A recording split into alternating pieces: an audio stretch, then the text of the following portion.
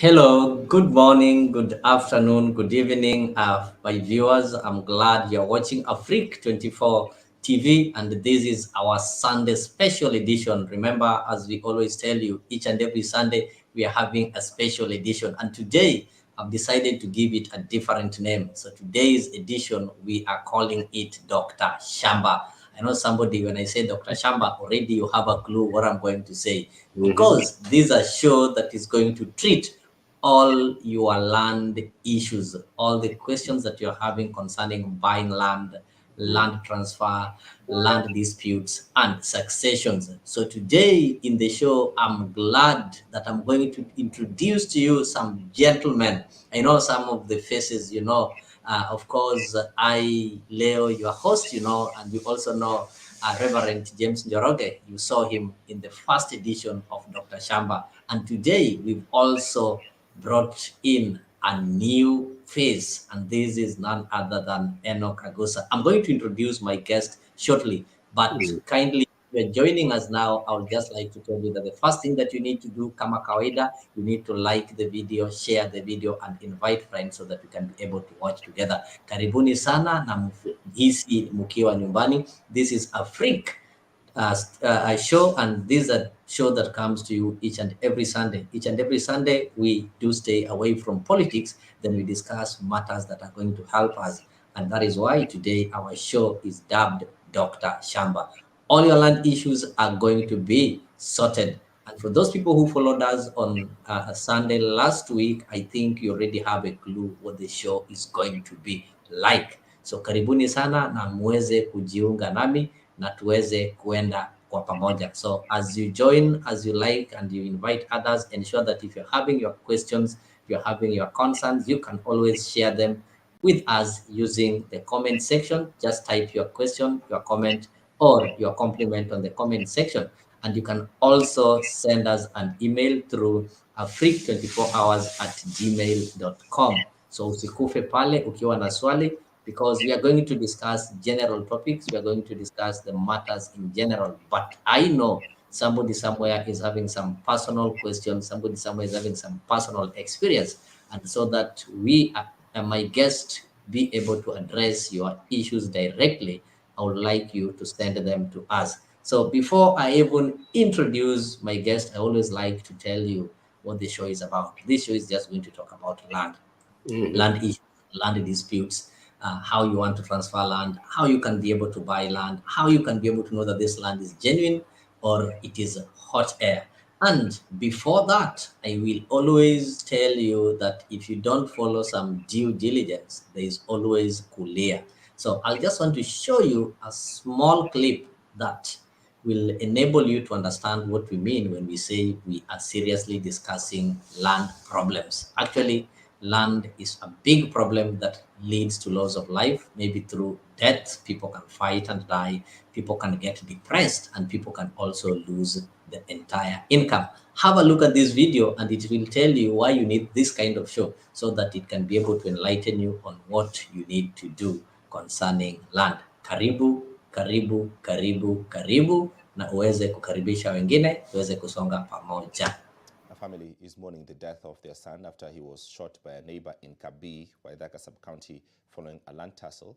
It is reported the man was trying to shield his father when the incident occurred.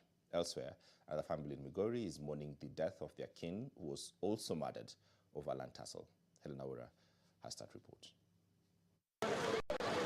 This riled-up crowd could not hold their anger after the death of a young man who was allegedly murdered by his neighbor. Hii shamba ni yetu hii. Tulikuwa unaweka nikaje beacon za shamba, tulikuwa unaweka beacon za shamba. Sasa huyu mzee tulipokuja akatupata pale chini na gugango pale chini. Kwanza akapiga ukango, kiangalia ukango amevuta mdomo, akampiga ngumi. Obvious kijana wake lazima angekasirika. Vile tulimpata hapa, alikimbia kwa nyumba akatoka na bunduki. The family claims that 29-year-old Ayub Kamuyu was shot on the chest while shielding his father from an ongoing wrangle with a neighbor over a parcel of land which both families claim ownership of. Tulipokuwa pale chini, yeye mwenyewe akanja. Akanitusi kwanza, nikamuuliza hakuna haja ya kunitusi. Akaniuliza kwa nini hamkutuarifu mkifanya survey. Savina si shamba yake. Sasa ndio nikamwambia hii ni barabara. Mtu anapatiwa bunduki, instead atumie njia nyingine, asema atalikuwa ati self defense. Self defense gani? Unaangusha mtu, unapiga mtu risasi ya kifua mbili, hata si moja. According to the family, this is not the first time the neighbor has threatened them over the piece of land. Nasema ati hii barabara ni yake na ni ya Kanjo, imetolewa na City Council. Imetolewa na Kanjo, alafu anadai ati ni yake, tunaiba shamba yake, na ukiangalia ati ikiangalia na map yenye inasema amepitisha hadi barabara, ameiba nini part yetu ya shamba. So hiyo ndio inakwanga tu shida yake, atakangi hata watu wapite hapa. The body of the deceased has been taken to PCEA Kikuyu Hospital mortuary while the suspect is still under police custody.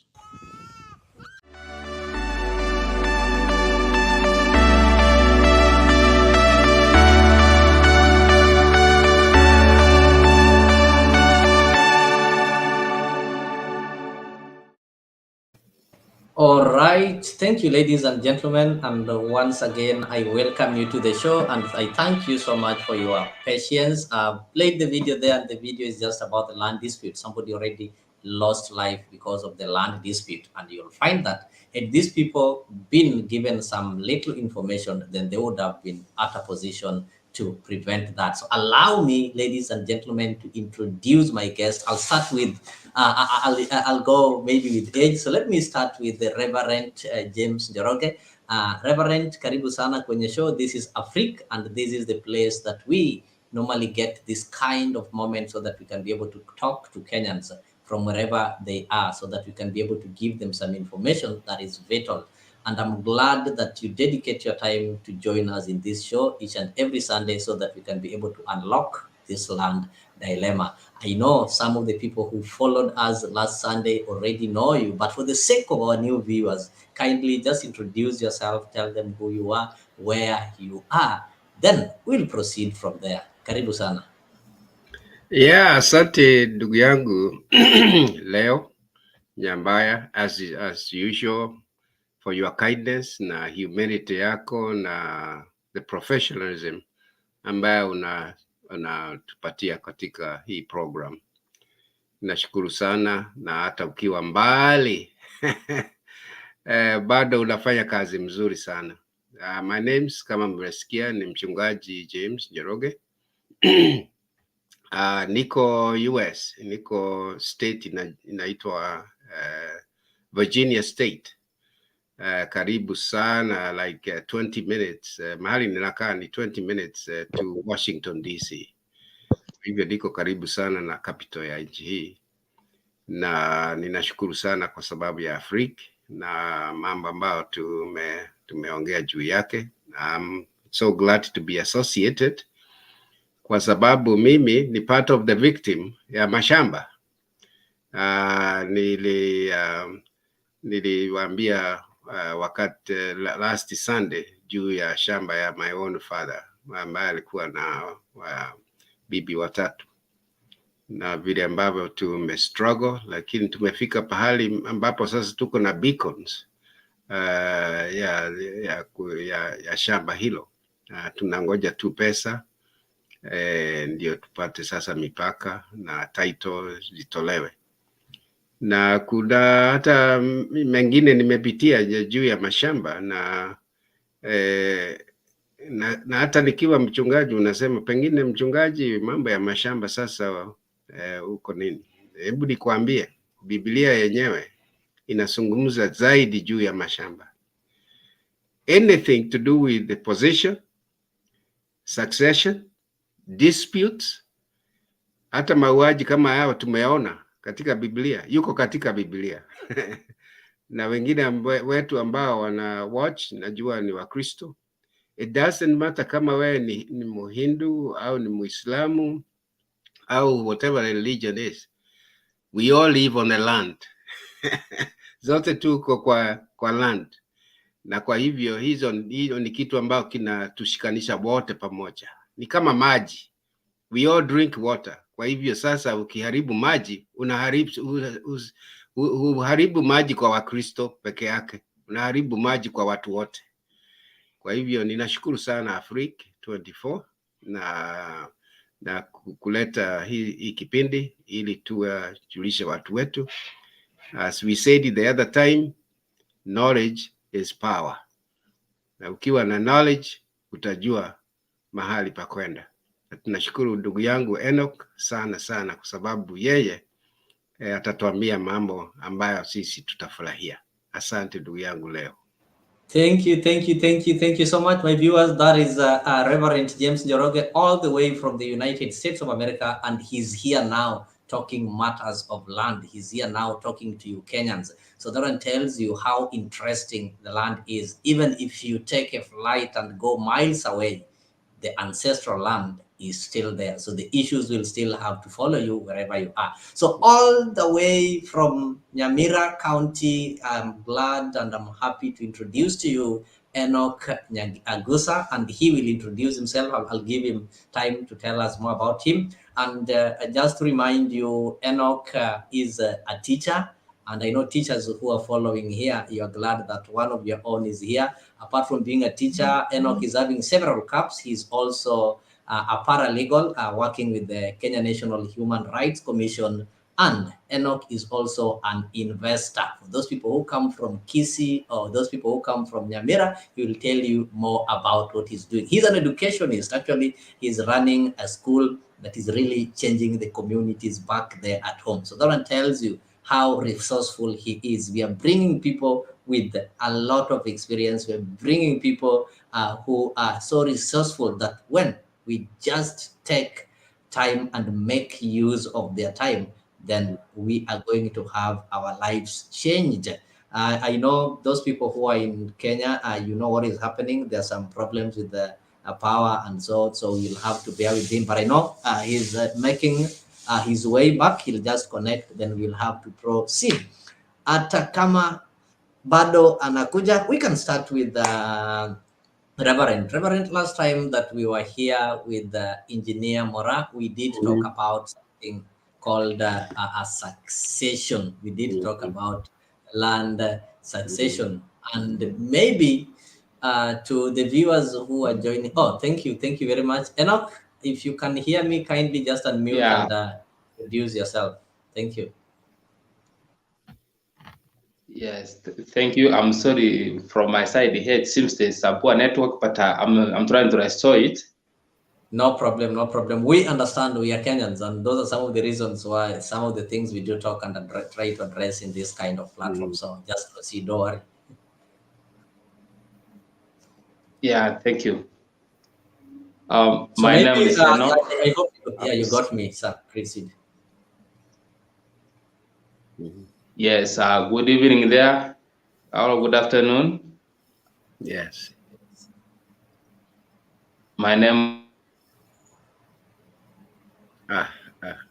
Oh, sorry for that. I know he will sort it. So, engineer, sorry, not engineer, but Reverend, just back to you, telling you, when we were here, we talked about something called succession, and together with the engineer Mora, you people were able to explain to our viewers what succession is, and you also did tell them the process of land succession. So, I would just like you, maybe in 2 minutes, just to summarize. Just to tell them, for the viewers who are joining us today for the first time, if you can just tell them what land succession is, and maybe in a nutshell, just try to summarize what it entails. I would really appreciate.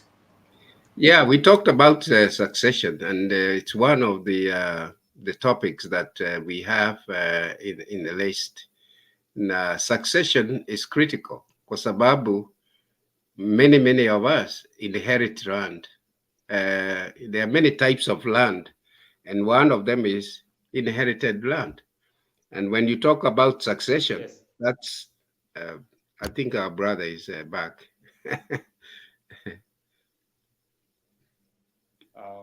I'm back. Okay. Oh, great. So just proceed. Sorry. Go ahead, Enock. Thank you. As I was saying, I'm Mr. Enock Agusa Mocheche from Kenya, Nyamira. I work with human rights. I'm also a teacher. Normally, we solve so many issues. Like previously, we were talking about succession, and today I would like us to go directly to transfer of land. Yaani wakati umenunua shamba kutoka kwa mtu mwingine, jinsi ambavyo the process you are supposed to follow so that ndipo na wewe uweze kupata lile shamba likuja katika jina lako kabisa. Yes, kwamba wakati unaponunua shamba ama unapopewa shamba hata kutoka kwa baba yako ni just the same process. For example, wakati unapopewa shamba ni lazima lazima ufanye what we call a search, official search ya kuonyesha kwamba kweli kuna shamba,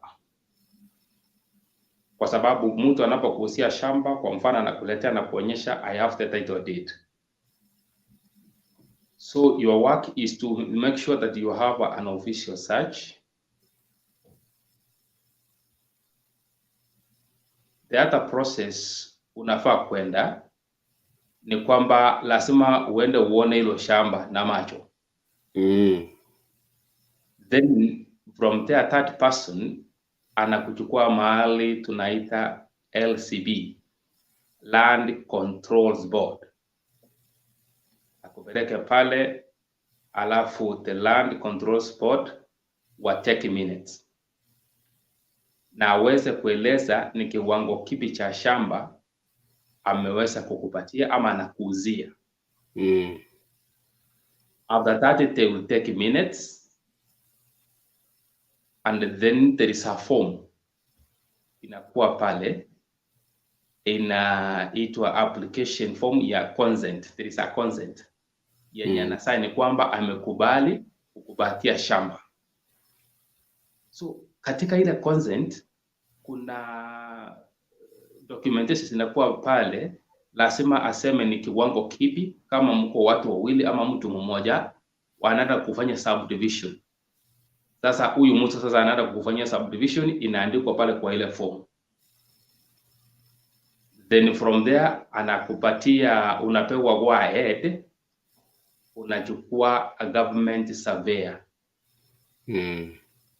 Akifika pale anaenda anapima shamba, anamaliza, akirudi na documentation vile amepima shamba, then unafanya process inaitwa stamp duty.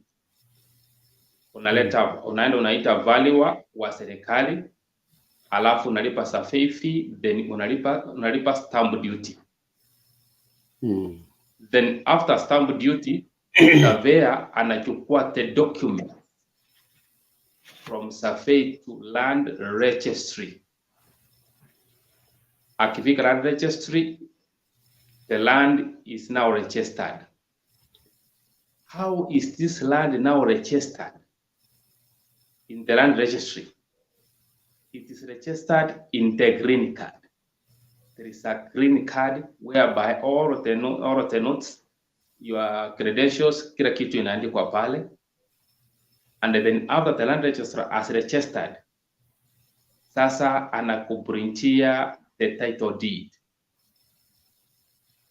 After bringing the title deed, you need not to move. Immediately, you apply again for the search.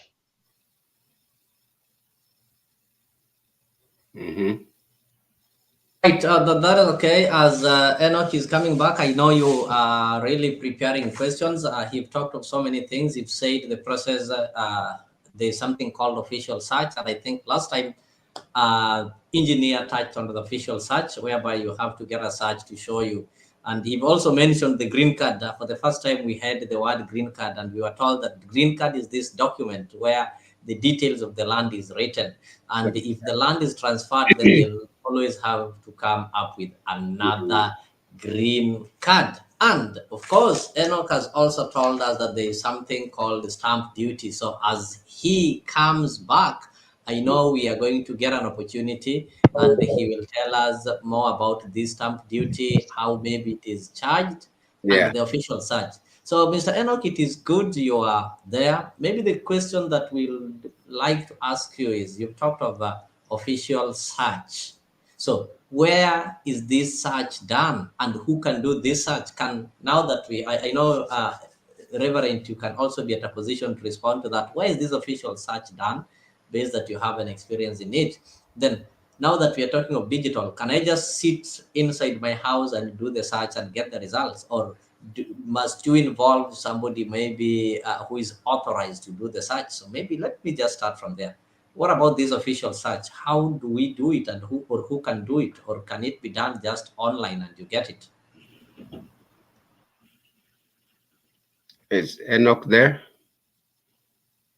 No, Enoch is trying to join, so maybe I know you can be able to proceed with that, Yeah. maybe to expound on this official search. The search is very important, as Enoch has said, and as engineer Florence said the other time, kwa sababu, you remember the last time we were here, she gave an example of a search that she went to in Malindi as a surveyor to help somebody in the search for the land ambayo ilikuwa anauziwa. Yes. So the beginning part is to the survey. You have to go to the space so that the search is begun there. Then you have to have a surveyor who will be able to do that search. And the example that the engineer alipatia the last Sunday that we were here, it was very revealing, because when they went to go and did the research, the land in Malindi, it was showing that the land is at the sea. Yes. I remember. The land was inside the sea. It's not in the land. It's not in the land. It is in the sea. Yes. Sababu sasa hiyo ilikuwa something that was fabricated, so that you pay, and I think the buyer, the owner who was to sell the land was very surprised by that, because the surveyor was able to do the mapping, the engineering part of it, and finding that there is no land ambaye he is selling. That was very, very telling. You can imagine, if I just imagine if I was the seller, and I'm having somebody who is now from the Ministry of Land Survey Department telling the person I'm selling the land to, hakuna shamba hapa, hakuna shamba, hakuna shamba. Shamba iko ndani ya maji, The land is in the sea. So so that was a very very bad situation. And so, as the engineer said, search is one of the most important, because of you could be buying a land that has been sold to 5 or 10 other people, and you probably the 5th or the 10th. So let's not be say that it is not important. Some of these things are important, and a lot of us are going to learn these things. Karibu, Enoch. Thank you. So, Enoch, maybe a quick question. Who does this land search? Do you have somebody authorized to do it, specific people, or anybody else can just walk in and walk out with the land search? That is the quick question that maybe I wanted to know from you as you proceed. Okay, previously you were to go to the land registry directly, and then you were to, as long as you have the parcel number.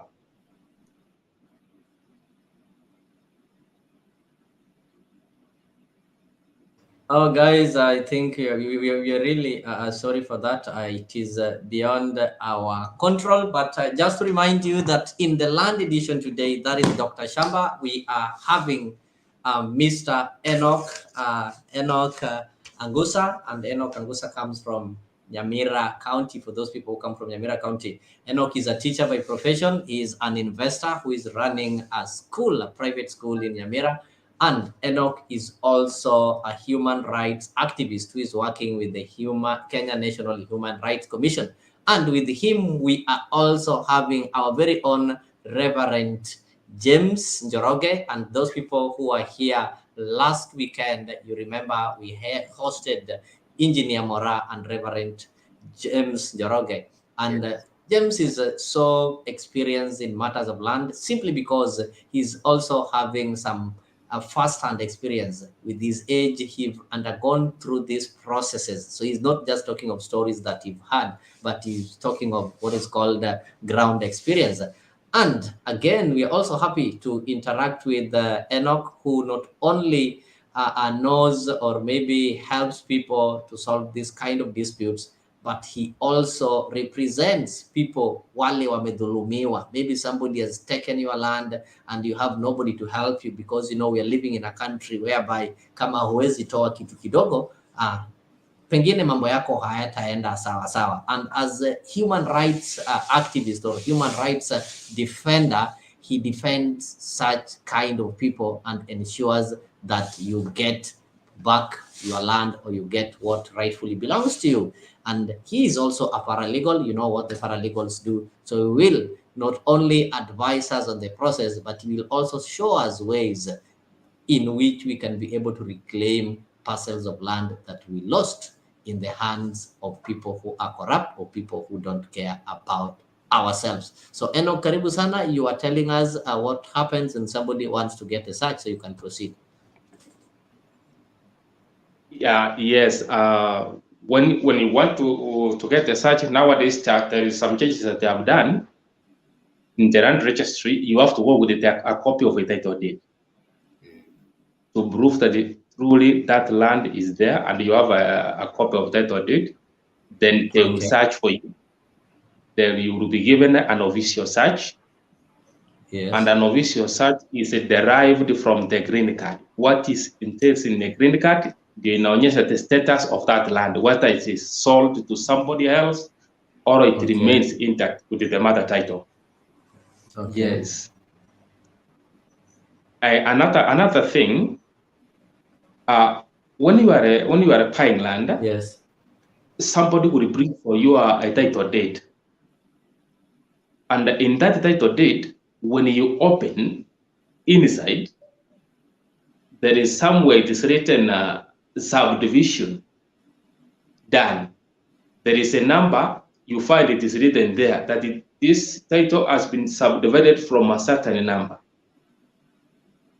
That is where you need to be very careful, because if it has been subdivided na ikapewa mtu mwingine, sasa unafaa kumuuliza, this number yenye imekuwa divided from, is this person alive?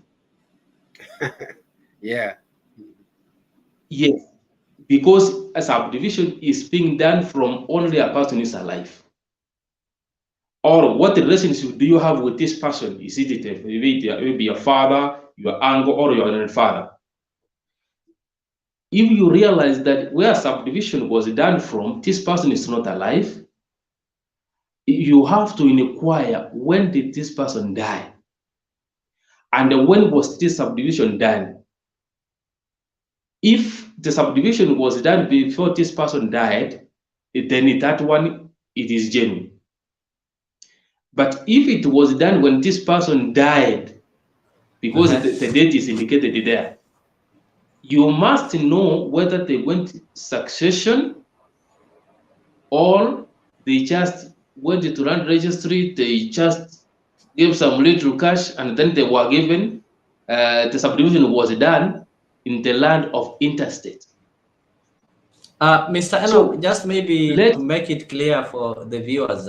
So are you trying to say that subdivision can only be done by people who are alive? Like for subdivision to be done, the owner of the land must be alive to do the subdivision alone. And in case the person is deceased, then it has to be called, or it has to go through what is called succession. Is that what you're trying to say? Yes. If the person died without subdividing his land to anybody, that land must go into a process of succession. because what we've learned and we've cancelled.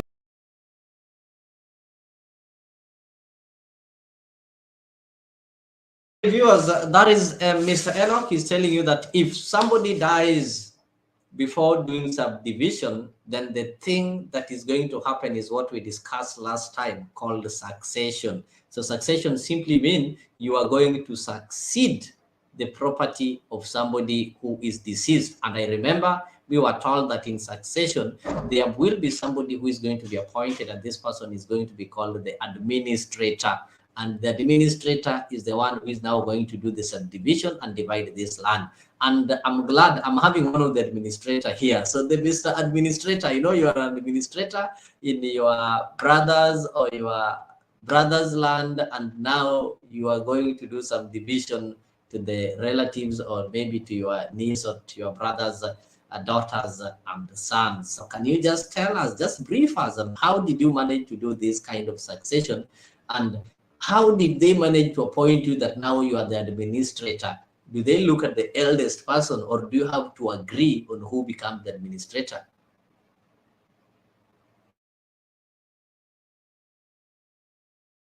Unmute. Yes.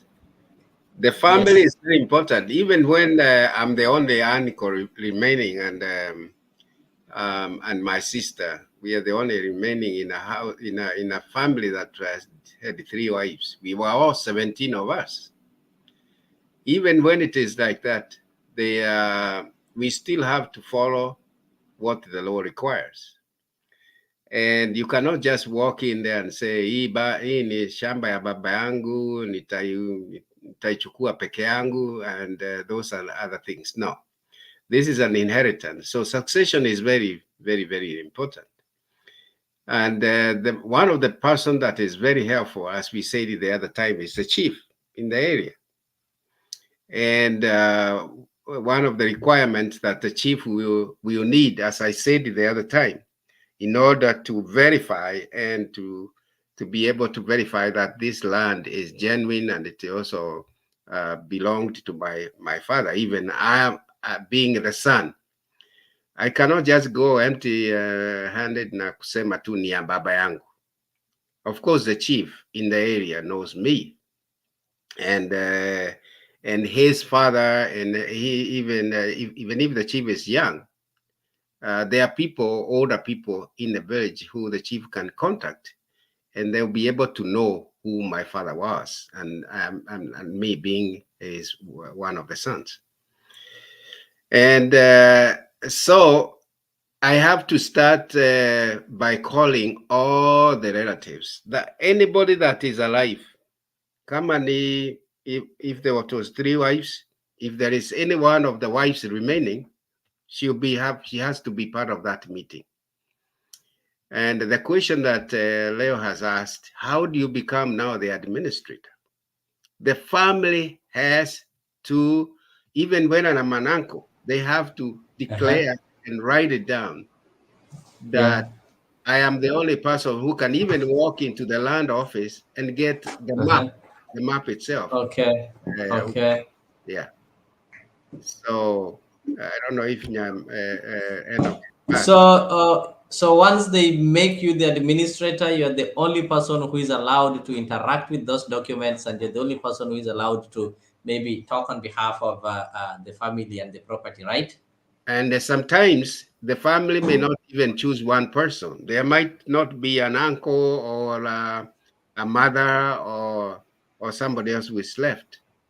Like the families, that large families with the 2 wives or 3 wives, sometimes what they do is you'll have to collect all the IDs of anybody that is alive related. Either they were calling that man my grandfather, whatever. You have to call all those IDs, wherever they are, and then those IDs are presented to the chief, and then those people will have to choose either one administrator, or they can choose an administrator from each home. Okay, get it. And so if there are 3 wives, they could have 3 people who are administrators. Or if it is 2 wives, they could have 2. Or all of them could agree that we have no problem. We will only choose one. So that is a family matter that has to be dealt with. And in this case, the chief chairs that meeting until the administrators are chosen. Okay. Yes. That is great, my viewers. This is a special edition, and that is why we call it Mr. Shamba. So we are only talking matters land. You know, land is so vast that when we don't talk about it with some due diligence, then a lot is yet to happen. So kindly, if you're joining us, keep it here, share, like, and invite others so that they can also come and partake in this important information that is going to change their lives. So I know people have really had issues. People have been having questions. You can keep on sending the questions. We'll always try to shape the show, or we'll always try to address the questions that are asked by the viewers.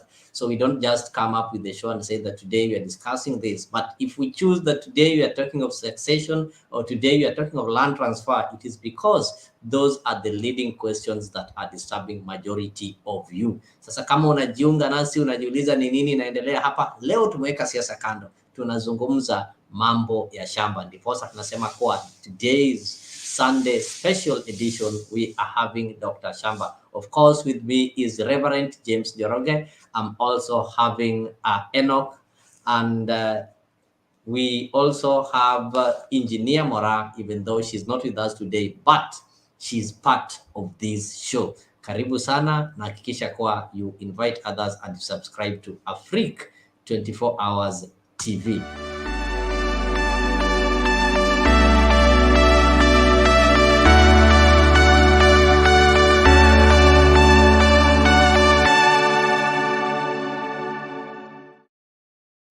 Now, somebody might be asking, why do we have this kind of shows? We are having this kind of shows because there is a lot that is happening in the land issue. There is a lot of questions that people are asking. There is a lot of issues that need to be sorted. And guys, guess what?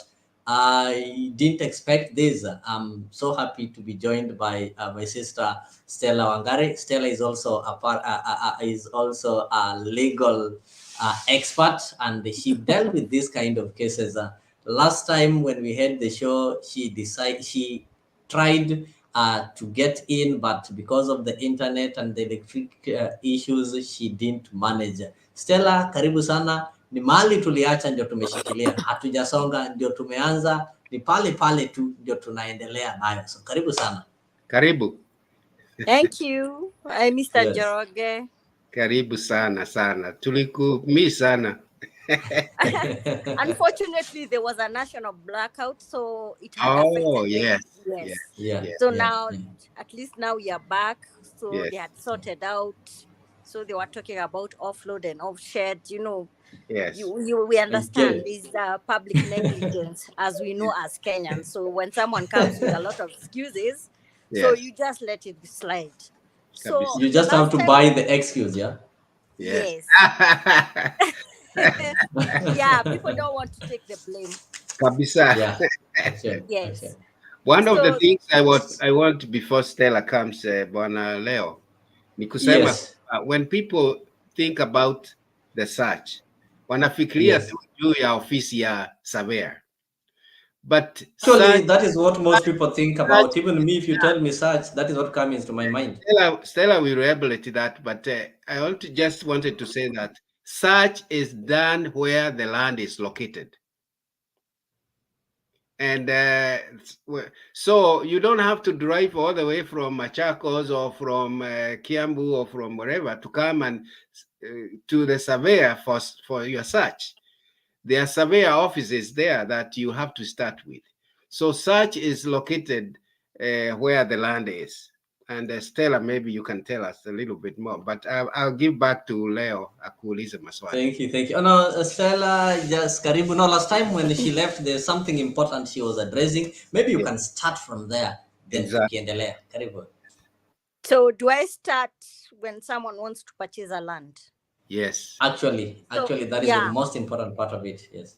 The last time when engineer was here, she gave nitty-gritties when someone wants to buy land. But remember, when guys want to buy land, I think you have to do first your due diligence. I know there are people who are in a haste, or maybe they get information like, let's buy a land because it's an investment. Yes, but please check if that investment, is it worth the money which you're buying, or is it the time and the effort which you'll be using? Because at times someone will buy land, but you'd see it does not bring up, you don't get the value of that land. So the first thing when I say that, when a client walks in an office and says that he wants to buy land, so the first thing we have to know the vendor, who is the one who is selling, and the purchaser is the one who is buying. So if I'm acting for a purchaser and the vendor is being, it will be better for the purchaser and the vendor, to avoid any legal tussles, they need to have an advocate or a legal representative. It doesn't make any sense that because he's your friend, or maybe you want to divert, not to go through the legal way so that you're saving money. Remember, you need to save money to save your asset. So if I'm acting for the vendor, for the purchaser, the first thing I'll ask for the vendor to produce for me the title. So I, as the legal representative, I'll have to go scrutinize that title before I go to a search. I need to know whether the title is genuine. I need to know if that title, if you check in a title, most of, so we have the IR, the bigger titles, which are in someone who works here. I mean, we have the titles which like for lease, and we have the titles which are certificate of lease, and we have title deeds, which it's your own land, which you're not entitled to pay any rates for it or any land rent. So if a client would come and say that I need to purchase land, I need to scrutinize that title. If that title is falling under a county which needs to be paid rates and land rent. Remember, rates is for the county, and the land rent is for the government. So after that, I go check with the search. First thing I do the search in the Ministry of Lands. So since there's devolution, let's say I'm in Kajiado, I'll have to go to the Kajiado Lands Office. I go do my search. Remember, when you're doing that search, don't get satisfied that one search will be enough. I also need to tell the purchaser also, who is my client, to go and do a search. So once they bring that search, we see which is the one which is coordinating. If for mine it's genuine and the for purchasers is genuine and the vendors is not genuine, please don't purchase that land. Or maybe the vendor is not genuine. Another thing, you have to scrutinize if that title has the vendor's name and has the ID and the PIN. Because right now, the Ministry of Lands, what they have done, long time ago, used to get a title, but it only shows the ID number of the vendor, but it doesn't show the PIN. So maybe you can have the same name like your grandfather or like your grandmother, or like your grandmother, but you have the same name, but the ID is different. But now, since lands have been becoming so scrutinized, they also include you to have your PIN. So the only thing which can make you... So when you say PIN, Stella, maybe to make it clear for the viewers, when you say PIN, you mean the KRA PIN, or which PIN, or you have a specific PIN? No. The KRA PIN. Everybody knows in Kenya. If I say a PIN, everybody knows. I think that thing gives people some shivers in their backyard. So once that title, when I'm going to do a search and I scrutinize, I see whether the ID and the PIN matches in the registry file. If it matches, that's genuine. If that title has only the ID, but there's no PIN, you need to go back again and scrutinize the vendor to give you something called a green card. So that green card carries everything. So maybe at times, maybe there's an oversight at the file at the lands office, but if you know that those information is missing, don't purchase that land. Another thing which I warned people, and I told them, when you're purchasing a land, you have to check whether that land is either in a reserved area, whether it is a road, or whether it is in a wetland, or where the wetland where I mean like whether there's a river running in or whether there's a swamp, because there are things which you cannot like in the environment law, where you see a swamp, you cannot interrupt it, because maybe that's a source of water, of what maybe where animals are, or maybe it's a source of water where maybe it's something like accounting, maybe it identifies. Another thing you also So need to know, Stella, you mean the swamp? Huh? Things like the swamps and the rivers cannot pass you or cannot, cannot be in somebody's no, private land. So if it is that a is private. byland that is having So a river passing through, I leave it. Huh? leave it, because it's marked in the surveyor map. If you check your title behind, there's a place where it shows you a site plan or a deed plan. That deed plan has coordinates like a compass.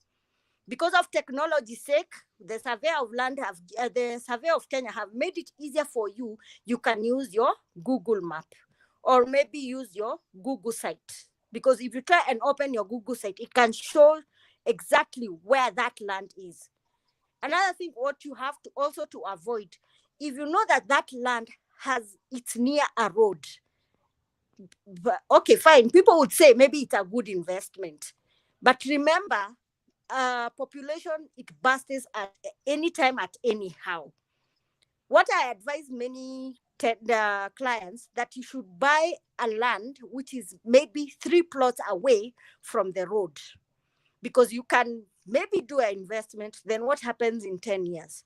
It is marked X by the guys of NTSA or the maybe government, and you cannot fight it. That's why you've seen a lot of people in in Kamakis. If you've been in Kenya, Kamakis, Thika Road, Yes, Mombasa actually. Road, yes, SGR. Remember, people were trying to claim that land to be given a compensation by the government. But when so the government is not compensating you, you will be compensated if the government will ask you if you can allow them to pass maybe a road or a railway. That is genuine, but it will show in the surveyor. So that the survey of Kenya, they will show you where the mother title falls in. So, but if you're along the road reserve, it is going definitely to be demolished. So, as we say, ignorant of the law is no an excuse. Kabisa. Yes. But so you remember, Stella, Balaleo, if you remember when they were building Thika Road, yes, one of the peoples that complaint had were the people in Githurai. Yes. Because there was a lot of demolition around Githurai because of that roundabout or whatever it is. Yeah, where they assumed it was a market. Exactly. And the government, if I can remember very well, they told them, there's no compensation. This compensation was done in 1974. There was no, okay, if you go back, if you check why they were not compensated, remember during independence, there's a way how that land was demarcated. Exactly. Yes. So remember, Githurai was in it was not in Nairobi. So then how it was left, that road reserve was left for the coffee farmers. Yes. So someone somewhere became greedy as a city father, started selling land and encroaching and encroaching and encroaching. That's true. So once when you encroach, now remember, when you encroach that land and you're selling to the other person, remember those days, no one in lands or maybe survey of Kenya was telling you a genuine story. They only needed to have money in their pockets. Yes. So what happened when Kibaki regime came in? Guys were told, you've encroached the land. Yes. They were like, no, we need compensation. Then they were told, bring the title. No one had a genuine title. No one brought the title. The only people who came out with the title are the guys of Ruaraka. And it was a Chama. Yes. Or the guys who were living, is it in Gomba or somewhere? Then they were told, these are the right. Gomba, I know Gomba, the one neighboring Babadogo and where we are having the East African breweries here. Yes. Because Gomba was a place where farmers were taking their coffee. So the Gomba Farmers Association, they are the ones who had the genuine title, which was running all the way up to Githurai. Mr. Leo, if you allow me, on behalf of the people in diaspora who I represent, would want to ask this question. Either Enoch or Stella could answer this as yeah, it's good we are now having two heads here, so we can comfortably get answers. Yes, yeah. On the issue of PIN, I'm lucky myself. Well, maybe I can say that, or blessed, I should say, because when I was in Kenya, I was paying taxes, so I have a PIN. And when I went back to administer my father's properties and other things, that PIN was still valid because it's registered with the taxes. The thing is, there are people here who don't have a PIN, diaspora, and even when you tell them PIN, wanakuuliza hiyo ni nini? Ni kipande? Sio kipande, ni PIN. So can explain the viewers who are in diaspora here, how do they get a PIN once they get back to Kenya? Leo, I'll let you introduce Enoch. I think. Enoch. Oh yes. And Enoch, welcome back. And Enoch was here, but he had similar challenges that we had last time. But I'm glad he's now back and his internet is now stable. So Enoch, karibu, and maybe you can start by what Reverend has just asked about the KRA PIN. And I also just maybe to try to rephrase his question. It is true. Initially, people did not take the KRA PIN seriously until when they migrated to iTax, whereby even if you are abroad, you can still be able to file your returns. And actually, the fact of the matter is that majority of those people who are in diaspora, they normally file nil returns. And if you ask them why they're filing nil returns, they'll tell you, I'm paying taxes here in America. I'm paying taxes here in Canada. So I cannot pay taxes here, then again pay taxes in Kenya. That is called double taxation. So in Kenya, they normally file nil returns, and which is true because they don't get any income from the country. So they are right to file nil returns. But those people who went in the olden days, this kind thing of KRA PIN was not that mandatory. And currently, it is mandatory. You cannot open a bank account without a KRA PIN. There's nothing you can do. You cannot apply for a passport without a KRA PIN. So for the people who are going maybe from the iTax period, they don't have any problem with that. So Enoch, maybe you can just help us. Somebody's in diaspora, they want to purchase some land in Kenya, but they don't have this kind of KRA PIN. They normally have to use their relatives who ends up duping them. They sometimes don't buy this land, or they buy land and register in their name.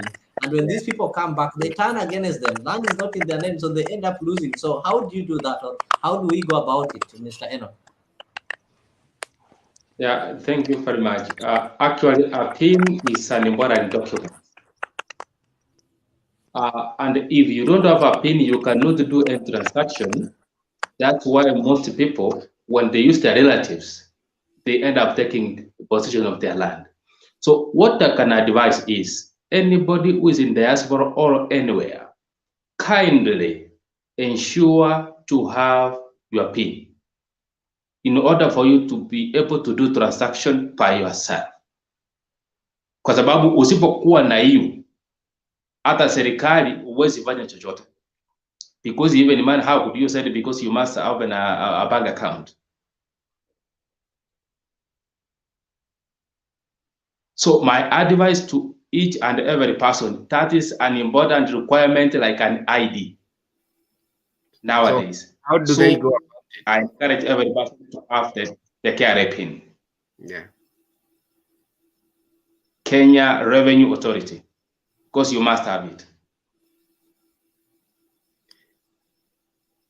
Stella, that is great.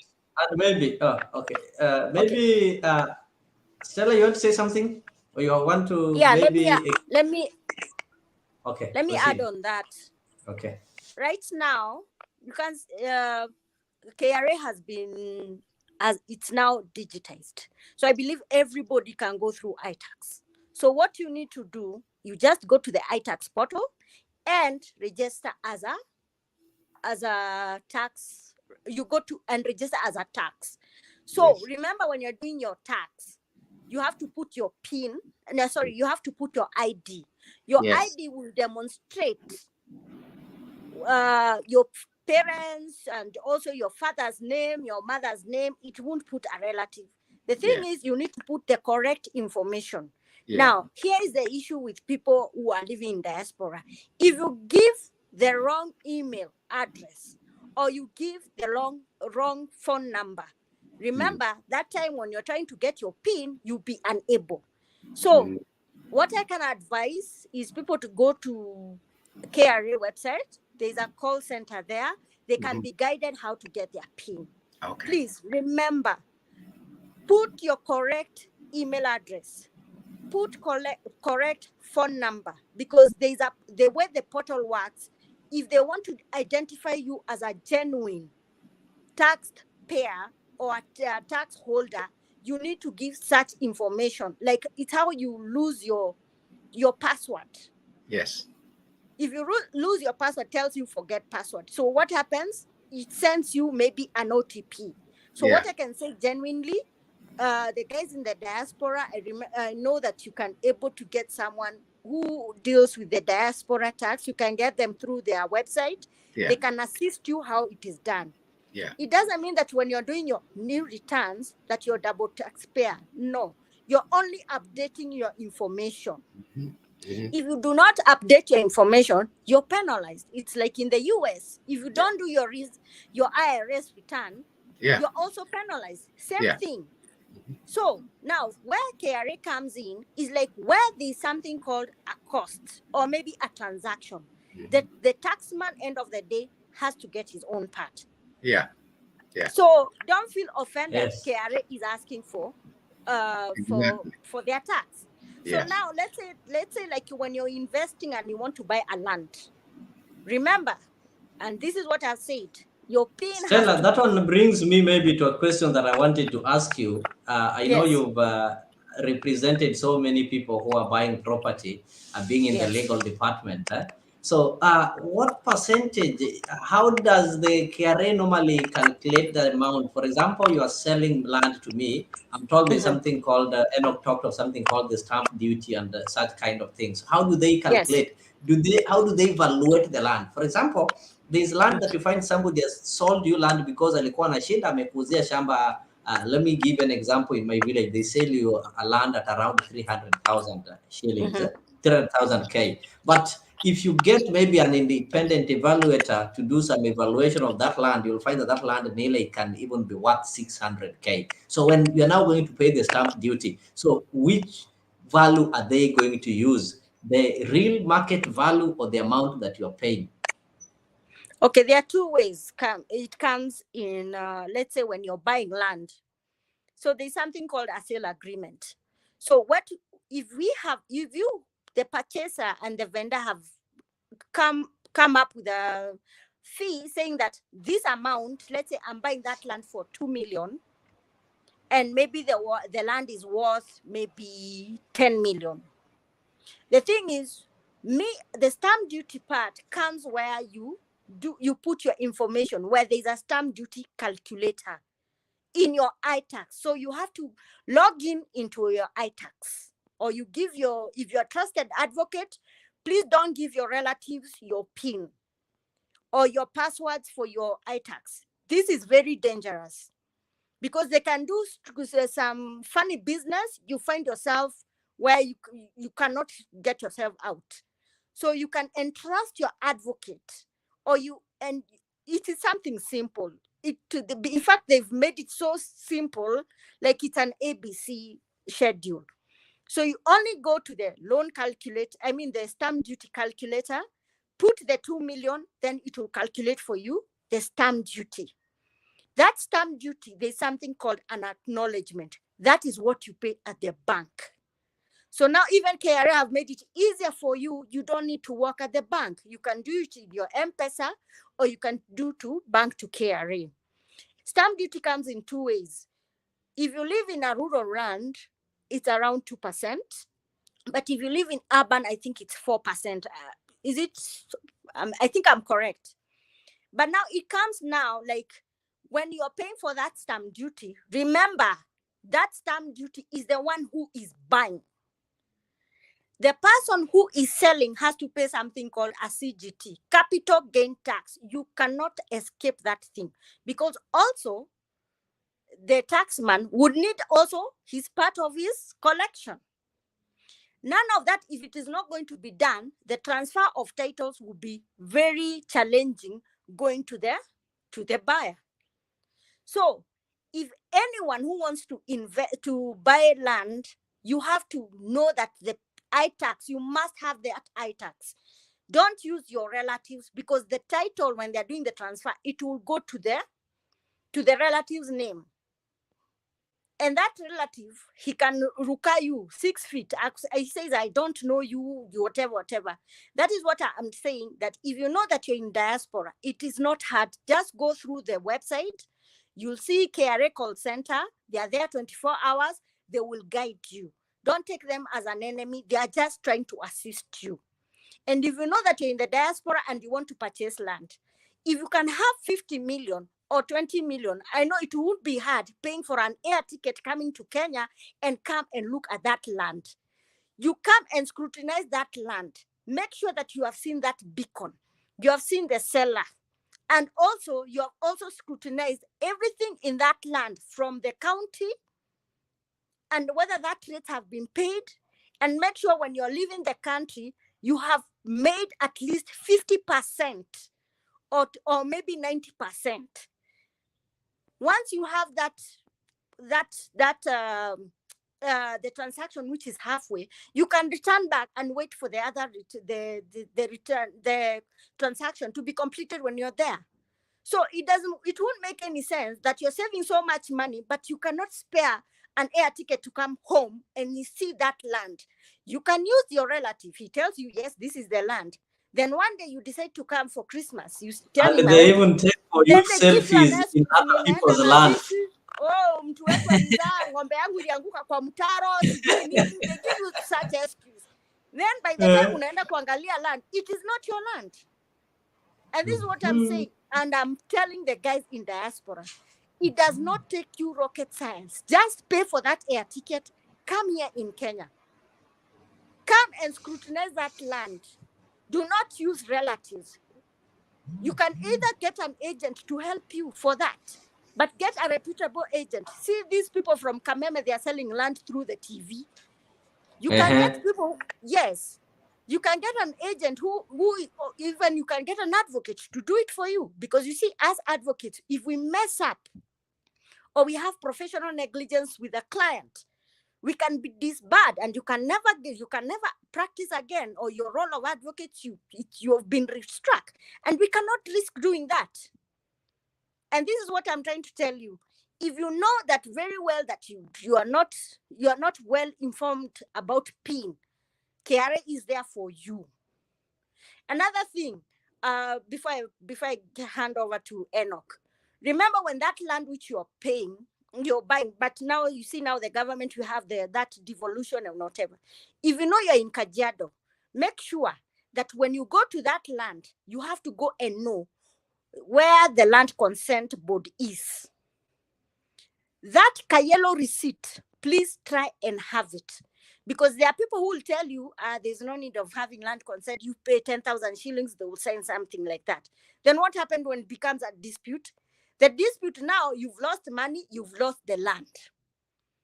Stella, so, I know you want to maybe hand over to Enoch, and before you do that, you're talking of land consent, meaning that you are consenting on something, yeah? So what if these people normally have this county consenting that it's the county, yes, they have to consent, yeah, okay? They have to do something called an LCB board. Oh, I get you. Yes. I get you. So in case of dispute, they'll say that, okay, this land was sold or this kind of transfers took place, yeah? No, they only consent you are the owner of the land. This one has willed to sell the land to you, and there are no any outstanding rates or rent of everything. Then they give you that a consent. So you pay, I think is it 2,000? I don't know. You know our government, these days things are going up. You pay 2,000. Make sure when you pay that money, have that yellow receipt with you. If you have to give it to the advocate, give it to the advocate, but do not give it to a relative, because that will be the same document which will assist in making a transfer to the title from the vendor to the seller. If you know that you're married, you have to sign a spousal consent. If you're single, you also need to do a spousal consent. So a spousal consent comes like an affidavit. If Mr. Njoroge is married, the wife has to consent, yes, that my husband is selling this land at this agreed of amount. I have no issue, such things. If I'm single as Stella, I'll say I am a single mother. I purchased this land and this, I'm willing to sell like that. So these documents, once you give them in the land control board, then it will be easier for them to transfer the ownership from the vendor ownership to the purchaser's ownership. Remember, not even forgetting, I get you. Yes, they also have to see whether you've paid your stamp duty, whether you have paid whether the vendor has paid the CGT. If the vendor has not paid CGT, the land will not be transferred to you. So you have to pressure the vendor to pay the CGT. So just hold on there, Stella. We are coming back to you. Just hold on. You guys, we are really learning a lot. Whereby even your spouse have to consent that you're selling land. So it means you cannot just meet somebody in the bar there, then you make agreement, you pay pesa, ukule, na wewe uende ufanye kila kitu, useme shamba ni yangu, bibi yakuja na shamba. That is so interesting. That is really, really, really interesting. And you can only get such kind of information in this kind of show. When you tune in, each and every Sunday, we'll be tackling matters to do with the land. We'll ensure that you get enlightened, you know what you've been doing wrong, and you start doing what you should be doing right. And we'll also be connecting you with people who can be able to give you assistance. As you can see, we're having Stella. Stella is so experienced, and she really assisted, and I know she's really been involved in such kind of transactions. And as an advocate, they're the ones who are going to help you. They're the ones who will stand there when somebody will want to take that land away from you. And also with me is Enock. Enock, I told you, apart from being a teacher and being an expert in land matters, is also human rights defender, because he works with the Kenya Human Rights Commission, and his role is to give you the defense that you need. His role is to ensure that you don't get exploited. And with us also is Reverend James. James is the head of Kenyan Mission in the United States of America, having experience in the land issues, being one of the family administrators. He understands this. So keep it here. If you've not subscribed to our channel, ensure that you subscribe to our channel so that whenever we go live, you get notified. And also remember, the other days we also do politics. We have a political show that takes place from 10 p.m. up to past midnight every day, except for Sunday, which we decide to do the Lord's work. Nobody's charging you. You only need to charge your phone or charge your laptop, then have your internet, then come with your ears and listen. You can send your questions, your comments on the comment section, then we'll be able to read them together. I can see good dear. It is good to see you. My friend family has this land between Roma Park and Migori. She bought part of the land with the river flowing through. They gave her the deeds, and when she turned up on this land, there was nothing for her.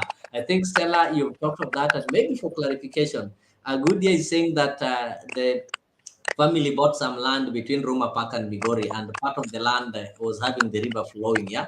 So she was given the title deed, then when she turned up on this land, she found that there was nothing for her. So what can she do? Because she lost most of her money. So I'll give you an opportunity to answer that. Enock, I know you're also at a position to respond to that. Then Stella Pia, kuna request. I hope you are able to check on the private chat there.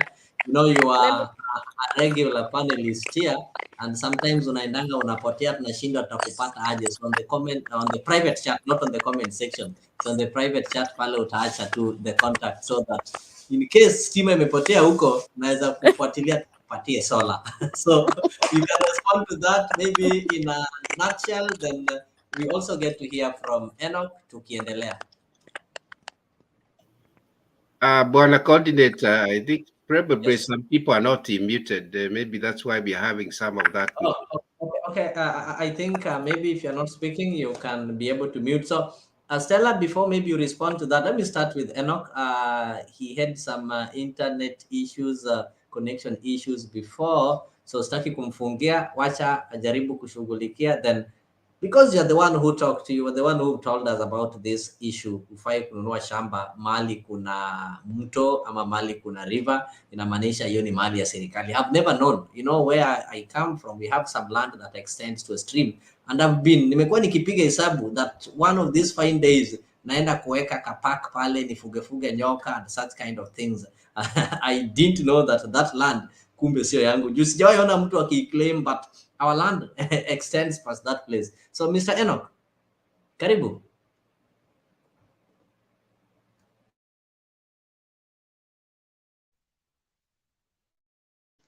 I'm trying. Yes, you're good to go. Yeah, thank you. Kindly, I wanted to emphasize on LCB, Lands Controls Board, because majorly hapo ndio watu wengi wanaepa na wanapoteza shamba, because at the end of the day unakuta mtu ukiwa na pesa, mtu anakuambia give me money, just wait for the title deed. You just hand over your money in just a few days, mtu anakuja na title deed, unasema now, well, sasa mimi niko sawa, mtu hawezi kunigusa hapa. But when a dispute will arise, unaulizwa, kindly give us the Land Controls Board minute. You find you have nothing, and that's how you lose your land. Unaambiwa au kupita njia mzuri. So a Land Controls Board is very, very mandatory. Na unajua ni pesa kidogo sana unalipa pale, but kwa sababu you don't have the information of how much money you are supposed to pay, sasa somebody takes advantage, anakuambia just give me the little you have, maybe hata anakuitisha more, wewe unapeana tu bora upate title deed.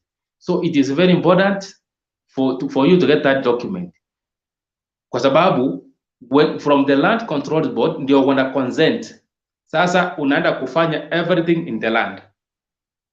Kama hauna hiyo, hauna receipt, hauna nothing, hawajaweka minutes, haujafanya chochote, you have only given somebody money to go and buy some food, alafu wakunya na pia kidogo, mtu arudi kwa nyumba akae, alafu wewe baadaye you have wasted a lot of resources. So from the Lands Control Board nilikuwa nasema, unapomaliziwa kutoka pale sasa, you are now free to go. Na usipewe title deed alafu useme umeenda. Lazima ufanyiwe what we call a search again, so that iende na credentials ya title deed yenye umepewa, so that in next time ukitaka kufanya anything pale lazima unatoa search. Kwa hivyo you must ensure that every detail is clear to you. Mambo na Rebellion Land, I think Stella will handle on that. Mambo na maji wakati umenunua hapo, Stella will handle on that. So my plea to each and every person, we have so many people who act as brokers, na ndio wamefanya watu wengi wameumia. We have seen people dying. Like now today I went to settle a certain issue about land. Ni shamba yenye haikuenda succession, but they have the title deed. Walikuja wakafika hapa kwa lands, mama anakuja, bwanaka alikuwa amekufa. Kumbe kuna mtu alikuwa amenunua kwao, alipoona mzee wake amekuwa mgonjwa, wako umempea title deed, akaona mzee anakufa.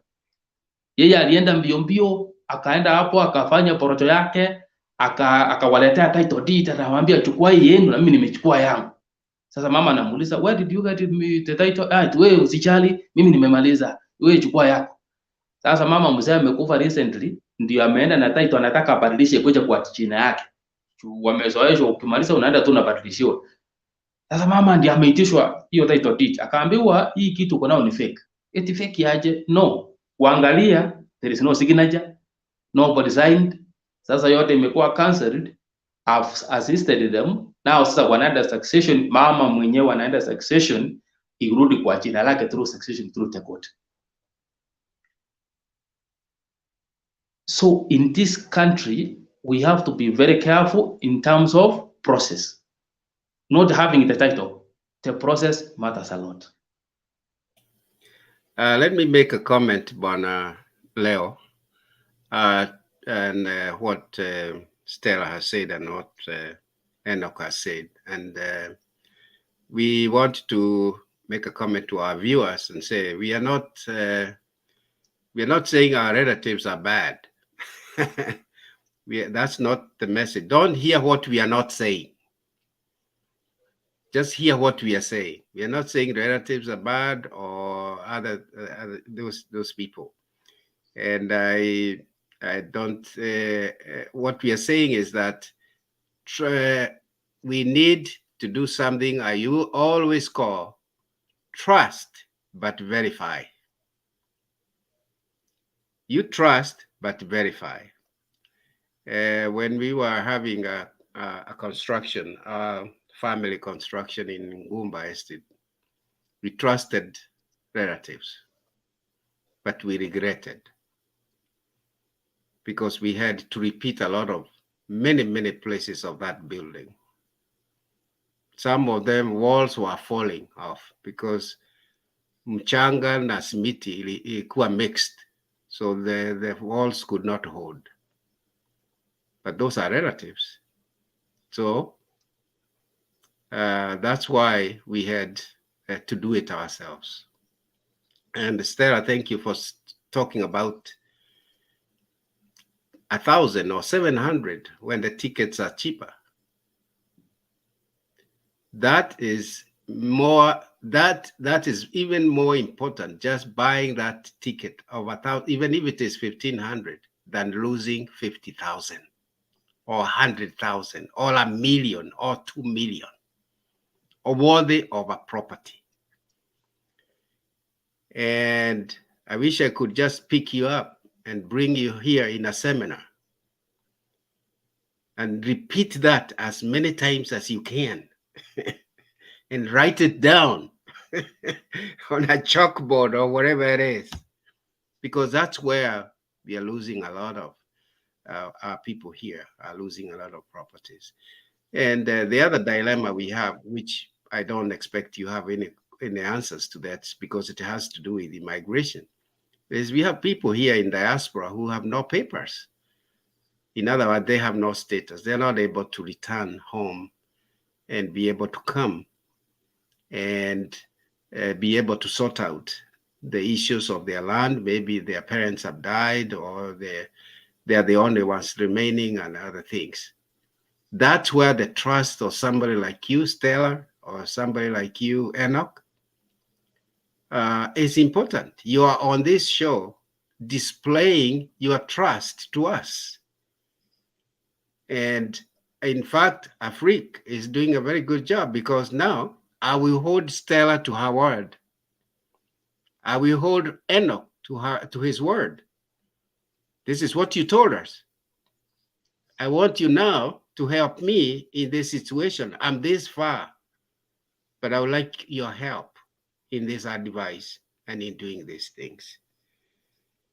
And so you can see the importance of this talk today, because now I wouldn't have known Enoch. I wouldn't have known Stella.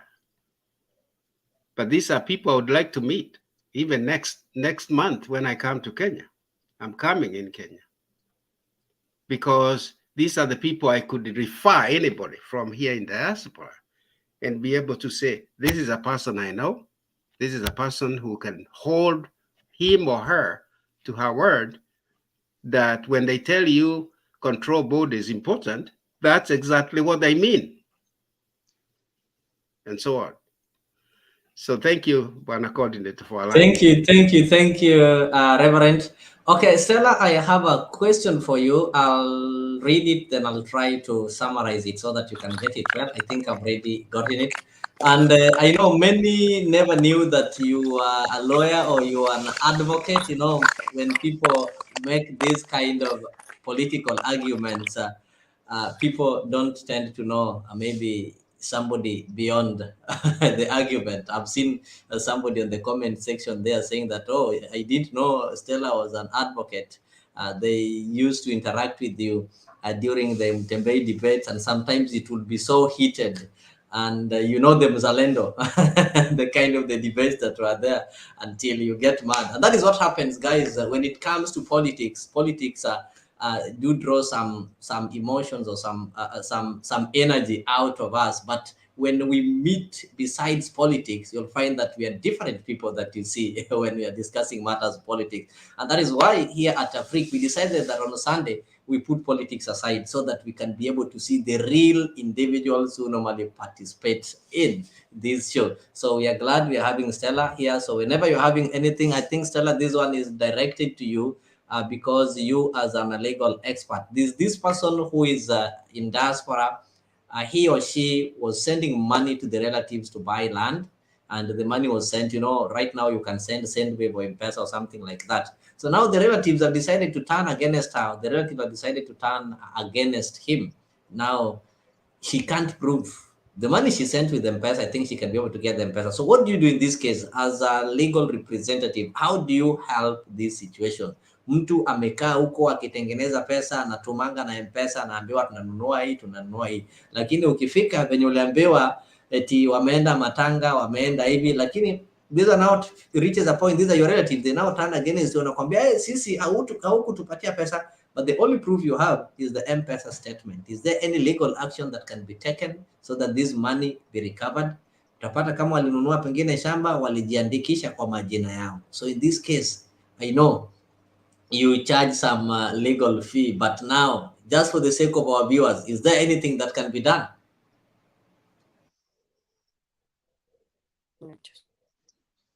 Okay, I've understood what you were saying, that she had been sending money for the relatives to purchase a land. So on my end, if she wants to claim that money, she has to go through the small claims court. Because you see now, the thing is, at least our judiciary has been divided. In a long time, we used to go for the civil matters, and now it has been made easier for people to ask for small monies. I think it's from, if you help me, Enoch, is it from 100,000? I think it's from 1,000 to maybe 10 million.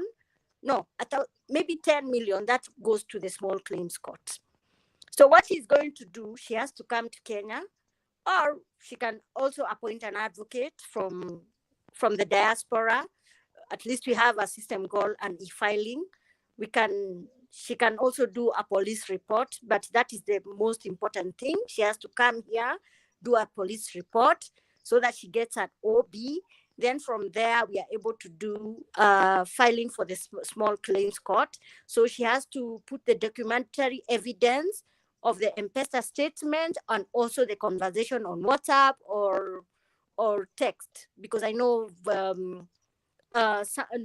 voice cannot be recorded. Another thing, what I can tell her, I can blame her from this. If you knew the person who was selling for you the land, why did you not send that money to that person? Why did you use a relative? Anyway, I'm not going to blame her, but at least she has learned her lesson. But now in the issue of her claiming that land which the relative have bought, it is hers, it does not hold water.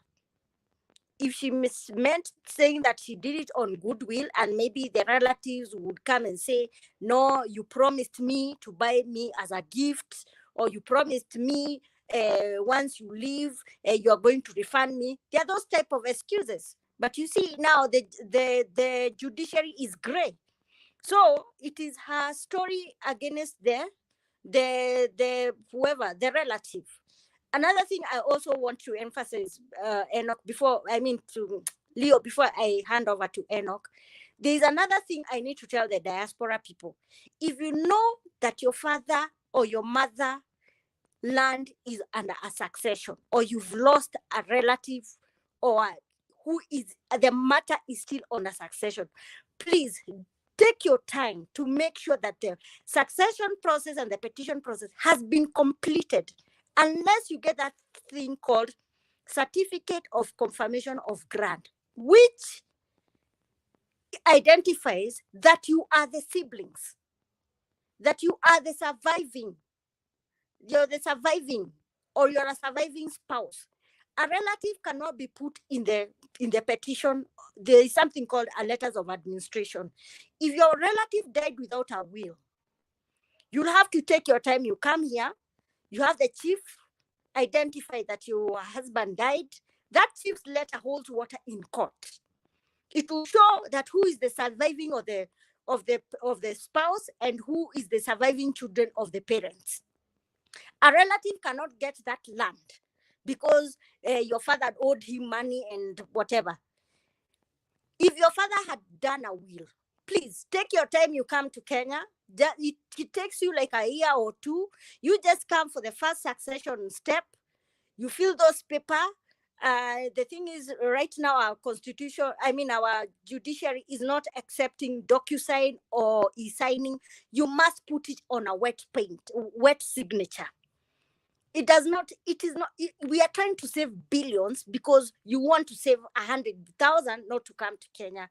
But I'm trying to tell you, it will be easier for me as an advocate and you as the petitioner. It will be easier for the succession process for me and for the judge to run it faster. But if you come and give me excuses that, oh, I cannot come, I'm giving a wet signature, I'm sending you DHL, you cannot afford to pay DHL, or I'm supposed to send you letter to DHL, you don't give me the correct information. It only if you can come for a burial, you can identify an advocate to do those things immediately.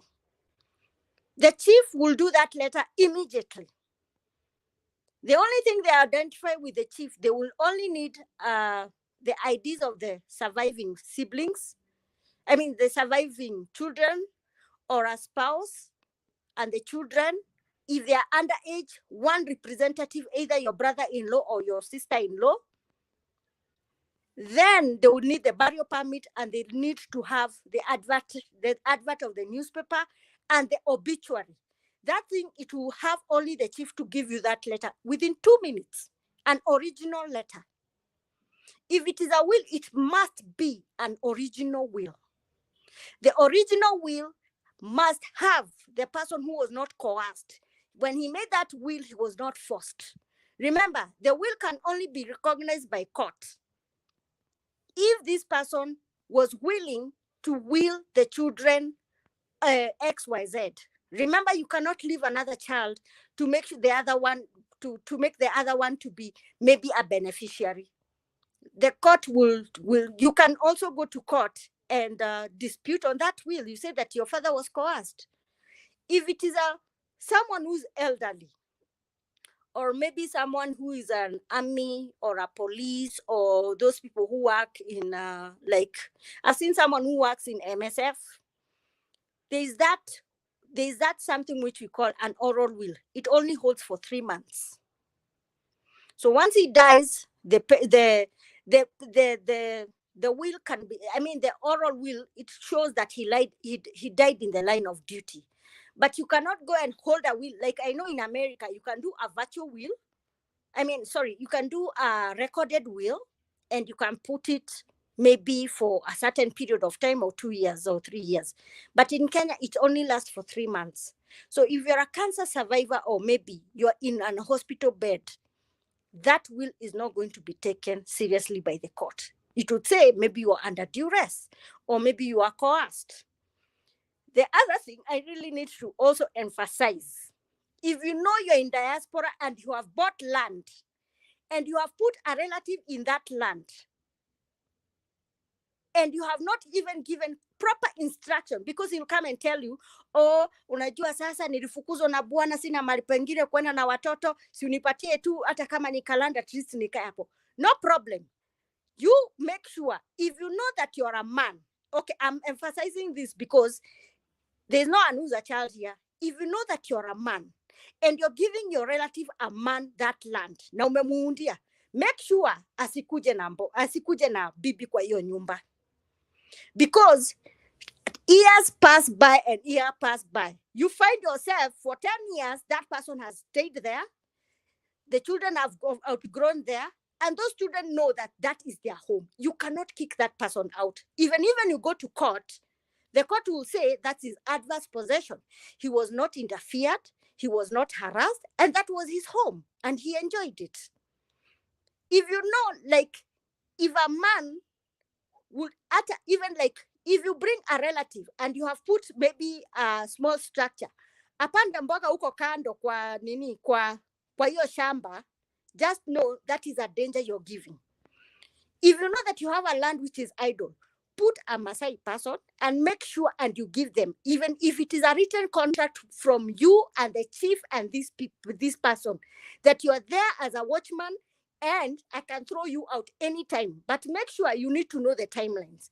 If you No, Stella. if that person, yeah. Stella, just a minute. That is so interesting. The one you're saying, Masai. Okay, Yes. we have those Kenyans, not only the ones who are in diaspora. You know, I come from Luo Nyanza, whereby you find that you are staying in Nairobi, but you have your home back there.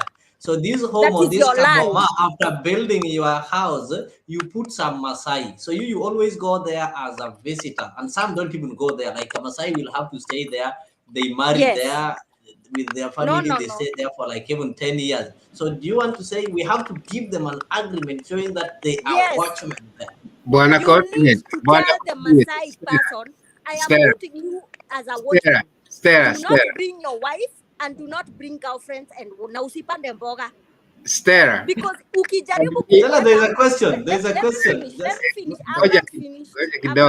I'm trying to put Ngoja kidogo, Stella. Okay. Bwana coordinator, instead of using Maasai, because this is a national thing, let's put a security there. Okay, security. It could be whatever the thing. It could be anybody, because if you use Maasai, we could be getting ourselves in trouble. Okay, sorry, I apologize. Maybe I've ruffled some feathers. Yeah, we know what you're talking about. Apologies. Yes. I think we know, but now for the sake of the community, and I get it now. I think this one will go to Enoch, but let me finish my point. If you know very well that you have a land in maybe Busia, or maybe you have a land in Nyeri, whatever, and you have put a relative or a friend in that house, make sure that you have to tell him that you are there and anytime you can throw him out or her out. If you don't do that and he assumes that place for more than 10 years or 5 years, you go to court, the court will tell you that you never interfered with this person. He has the rightful of staying there, and that is adverse possession. That means your land is lost. And this is what I tell people. If you know that you have land, you better make sure that you have done a will, or you do that land instead of putting, if you don't want your wife to be in that land or your children, put that land in a company. So that when this person is trying to sue you, he won't sue you. He'll sue the company. But once he sues the company, you cannot sue a company. You have to sue the owner. So you be the interested party. But remember very well, do not put someone in your vacant land. Because as time goes and familia ime, na watoto watajua uko ni nyumbani, uwezi warusha nje. So you make sure unamwambia, ama you've brought a security, you have to tell the village chief, or maybe those guys of nyumba kumi, mimi nimeleta security wangu ako hapa. Anytime this security you've just seen that amepanda mboga, you need to throw him out. I'm not being inhuman. It's like me, I'm coming. Stella, you're not being inhuman. You see, Stella, I agree with you. What you're saying is so helpful, and these kind of cases are there back. There are people who've lost their land to strangers who are not even family members, and the strangers have gone to court. I saw it in my village, and the old women there will cry and they will say, Sheria nimbaya inafanya tunapoteza, not knowing that these are things that could have been avoided. So it is good that you're now telling us here. We are getting to know something called adverse whatever. Yeah.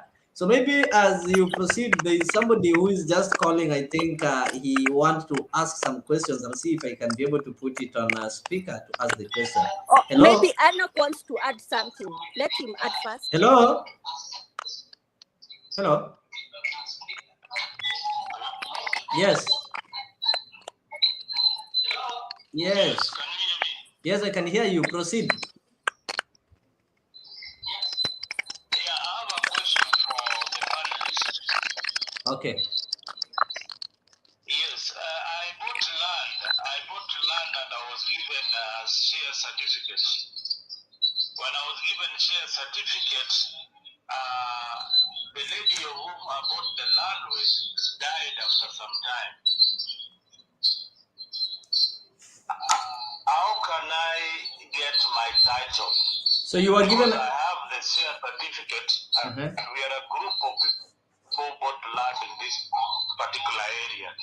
Sometimes in an area in Utawala.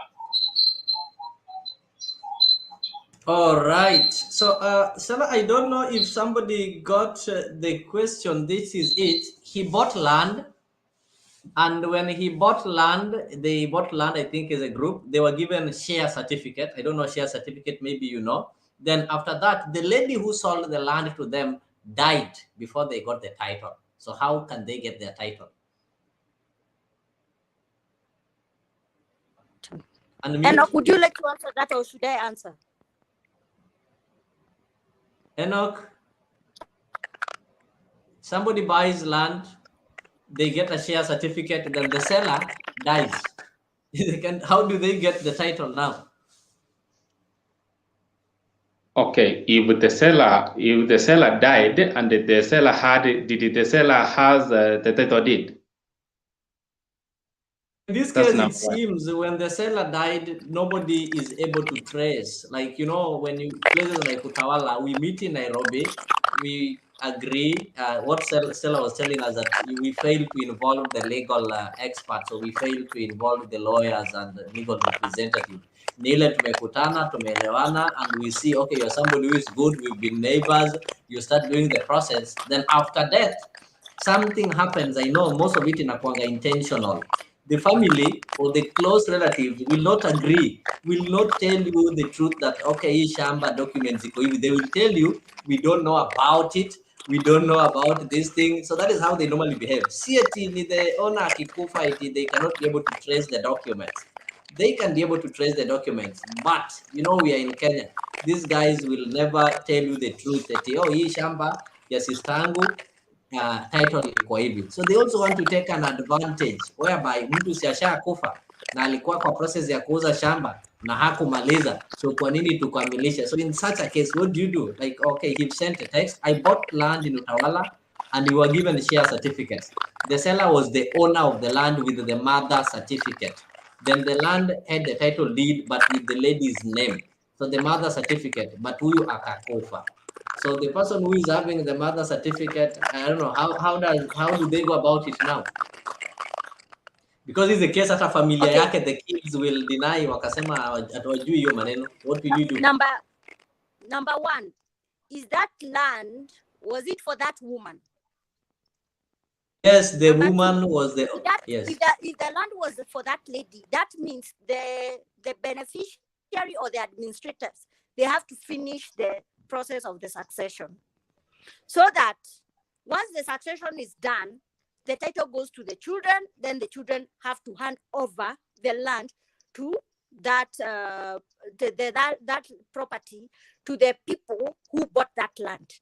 But now, since it is a very crucial issue here, now this one they have to go to court. So they have to sue the administrators, where the court will try and direct the administrators that to file the letters of administration if she died without a will. But if she had died with a will, they'll go do a grant of probate. So the administrator will be told by the court that the process of the succession has to be finished. Then these people, they can sue the administrators, and they have to show the documentary evidence. Was there a sale agreement? Was there the stamp duty being paid? Were there any rates outstanding which they paid? They need also to see the conversation. And this is what I tell people. Don't see that lawyers are here for pocket issues. We are here to help you. If you can afford to buy a 10 million land and you cannot afford to pay 150 legal fees for me, and you pay me the 70,000 for disbursement, ya kuvutana na watu lands na nini, it will kill that information, it will kill that anxiety for you. Let us do the heavy load for you. Now, that share certificate which is saying that is null and void. If you go with it to lands, they will tell you, to do it. Share certificate only comes, and I need to emphasize this. If you know that you're buying an apartment, that is when you're given a share certificate. That share certificate, it shows you that apartment which you're having, you are entitled to have amenities. But before then, there's something called a sectional title. This one will come much later, because right now we are into land. But remember, also people who are purchasing properties like houses and apartments, they have to be very keen. Now, the person who was saying that the woman had sold them the land and they were given the share certificate, the thing is, they have to go back to that land, and then they have to go to court so that the court gives the citation for the administrators to file letters of administration. Once the succession matter has been concluded, now the administrators can sue. Now the group can sue the administrator to give them the land. But now that is subject if there is any documentary evidence whether that money was paid in full or maybe there was a balance. And we also need to know whether they have, this is what he's saying, the land had a title deed, but with the lady's name, then the lady did not have children or family that they know, but there was a sales agreement. Or she was a single person, you go to the parent. If you are a single person, you go to the parents. Or they can go to court and tell the court that we were purchasing this land, but the owner died. But somehow, there's someone who has filed the letters of administration. So when they do the search, and that is where I'm emphasizing, that's why the PIN comes with all your information.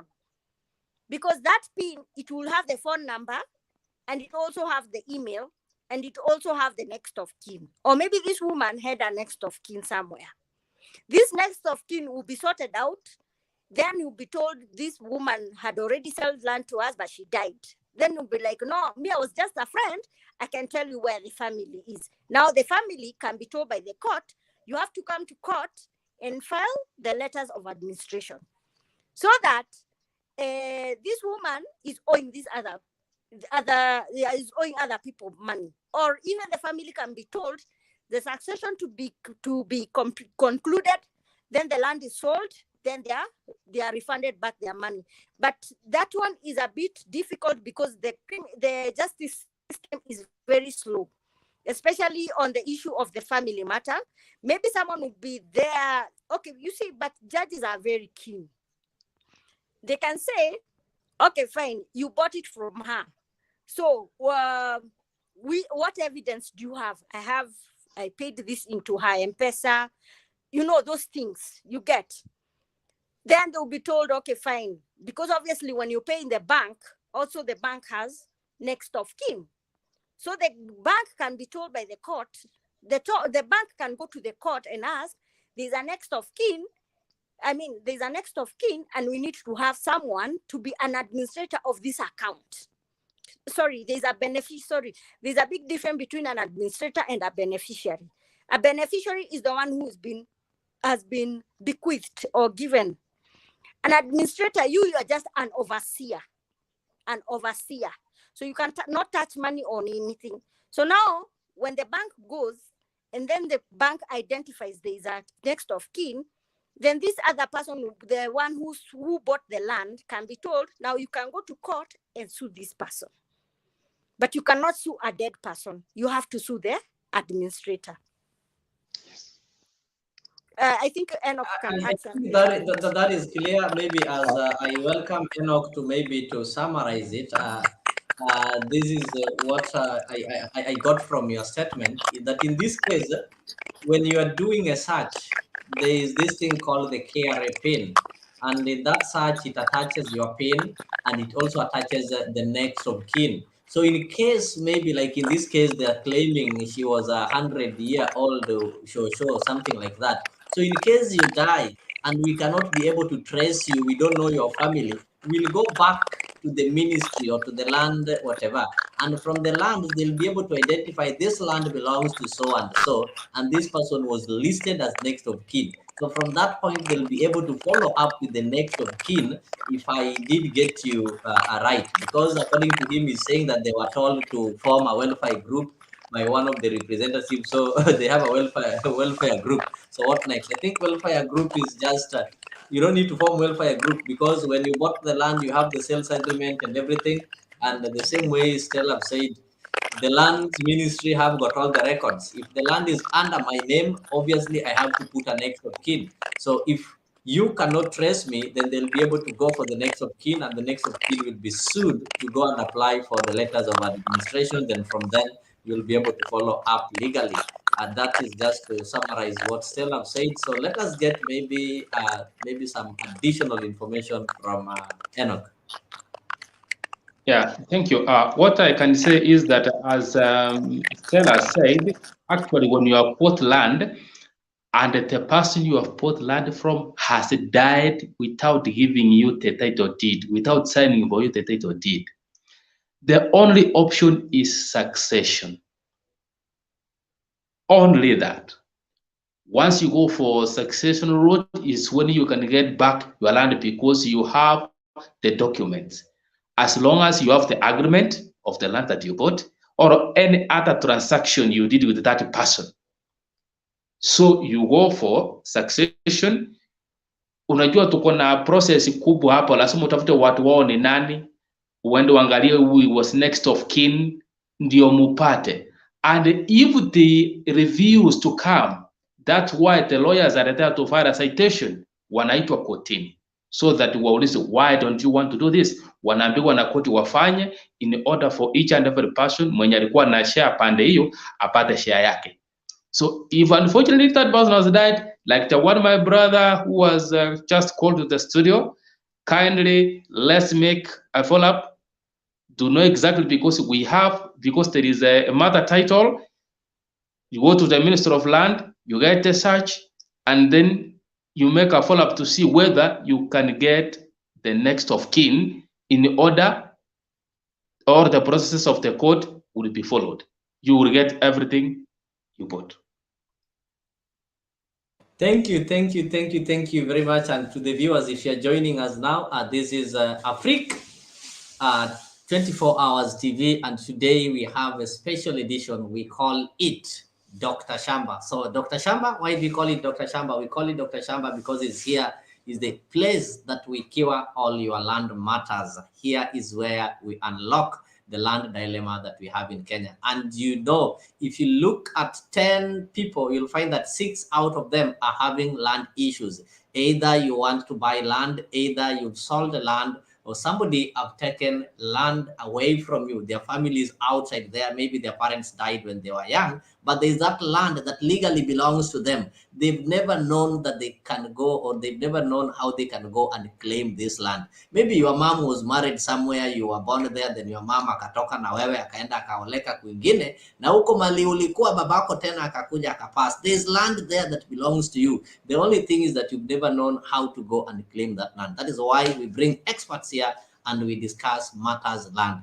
Hiyo ndio kwa maana tunasema kwa this is Dr. Love. So as we take a short break, I just want to give you a video to tell you why you need to do due diligence so that such kind of things doesn't happen to you. So just have a look at this video so that it serves as a warning to you that if you're not careful with this land issue, one of these fine days, utakuwa nadhani umelala ndani ya nyumba umelijenga na pesa yako, kumbe shamba ni la mwenyewe. Lands Cabinet Secretary, that is Alice Wahome, says the government will not be involved in the city land dispute between the Kirima family and Njiru residents. Addressing the media at her office in Nairobi, CS Wahome said the court ruling on the matter that gave residents of East Riverside Drive in Njiru until December 31st is final, and land records have proven the land still belongs to the Kirima family. An attempt to have the court order suspended failed yesterday, and Mary Mwoki reports that Sis Wahome is urging the settlers to negotiate with the Kirima family or leave as the court order stipulated. The Ministry of Lands and by extension the government will not dip at all in the murky waters of the land dispute between the Kirima family and residents of Choka, Mihango and Njiru. A court recently ruled that the illegal inhabitants must vacate the land by December 31st. Land CS Alice Wahome has quashed any hopes of the government coming to the rescue of hundreds of settlers in the Kirima land who now find themselves facing possible eviction. The government saying official land records show the land rightfully belongs to the family of former Starehe MP, the late Gershon Kirima. The family of Kirima has been in court with certain persons who possibly claim an interest in the same land, and there is a judgment of the High Court which has now given an indication or a clear indication that the land, as per our records, belong to Kirima. We have received a lot of inquiries whether there is a possibility or consideration by the government to buy the land or to settle people who are living on the land. We have no such plans. The land belongs to Kirima.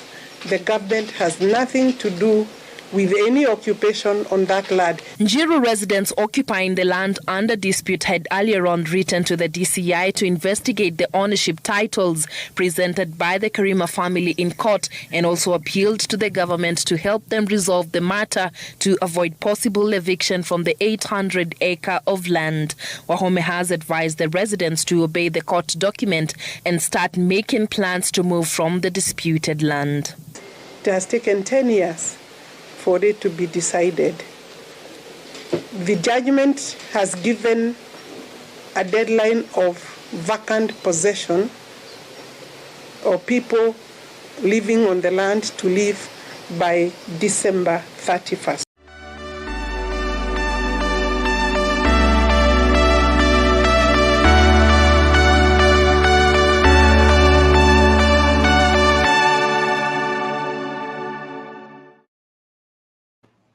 All right, thank you guys. We are still dealing with this issue of land. Dr. Mashamba, madaktari wa mashamba ndio wako hapa. So I'll start with you, Stella. You've watched that video. The land issue has taken 10 years. So you've been in the legal department. Why is it that this kind of cases, when you want to solve land disputes, why does it take a long period in court, like 10 years? You're telling me 10 years. What happens to me who was there illegally? Or does it encourage that I can just go encroach into your land, then I know I will just stay there for 10 years. But after all, after 10 years, hata kama nikaplot nilikuwa nimejenga, nitakuwa nimesharudisha pesa ama nitakuwa nimejipanga. So why does it take this long? Or what do people advise people to do when it comes to solving land disputes? Najua Stella ametoka kidogo lakini anarudi, but Enoch, you can tackle that. Why do we have to wait all this long in solving these land disputes? And is it necessary, or are there any other ways of solving this kind of disputes that can take shorter time than going the court's way? Mr. Enoch. What makes it to take too long in court is because of evidence. You know what it is with evidence. Sometimes we request people or we advise people to go for mediation. But once mediation has failed, it has to go for litigation in court.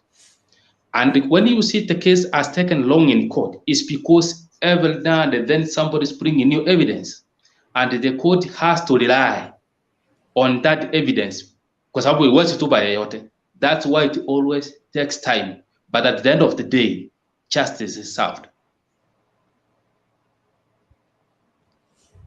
All right, that sounds great that because of the evidence that is involved. And when the panelist was speaking, you heard that like somebody was talking of something called succession. that you have to bring, I don't know, your uncle, you have to bring so-and-so was married here, you have to bring so-and-so. So collecting all this kind of evidence takes time. The same way, when we were looking at succession, we realized that for you to actualize succession, it is not a walk in the park. You can't just walk in the lands ministry or in the lands board and come out that, okay, succession has been activated, because you have to collect some IDs. There are some relatives who will tell you, oh, me, I don't want to give my IDs. There are some communities that believe that girls should not be given land. So the girls, you tell them that, okay, I want to do something with the land, then I need your ID. Then they will be like, no, why do you have to involve me? This is a main issue. So such kind of things are causing these delays. So that is why you people, we advise that we need to ensure that we do everything possible so that we don't reach at a point whereby we are having a dispute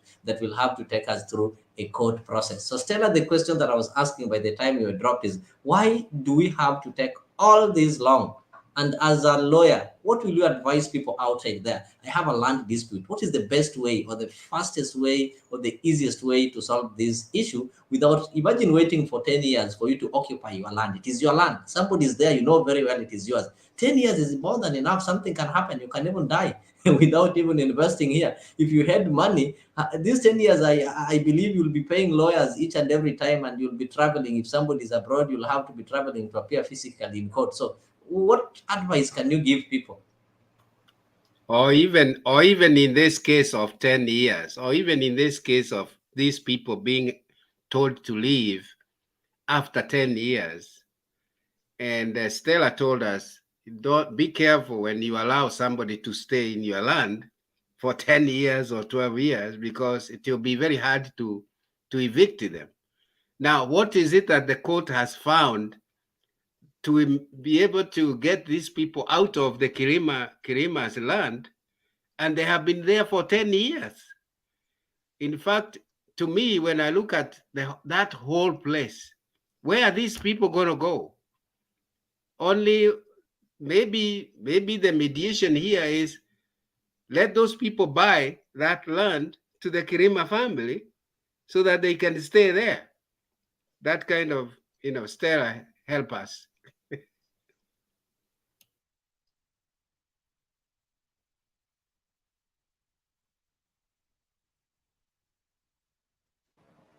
Okay, you're good.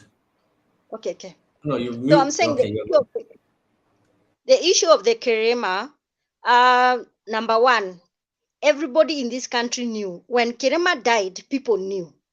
And one thing when the court saw, that people became ignorant, and brokers started, and city fathers, if you know you are in Nairobi, you know what is the city fathers. They took advantage of Kirima's land because, number one, if you do not do your due diligence, especially, okay, like there's something which we say that you pay the rand rent or the rand rates. Every time you pay your rand rates, every time you are updating your status of your property. But now, since when this man died, and we never know whether he had 4 wives, 5 wives, 6 wives, and I will take this to account, and I'm blaming you men. If you know very well that you're having 4 to 5 wives, why can't you do a will? It doesn't mean that if I'm telling you to do a will, you're going to die tomorrow. No, you're doing a will to secure your future and your properties, so that you're also avoiding any unforeseeable circumstances that even people will come and say that no, that I was also a beneficiary of this land. And that is what I'm saying. Those security people, who you put them in that land, you are not going to throw them out. The law becomes gray because everybody is human. People have built lives there. Now, if you go back to that from Munjiru to Utawala to Mehango, ask each and every person who is staying there if they have a genuine title. I believe they don't have. They have share certificate.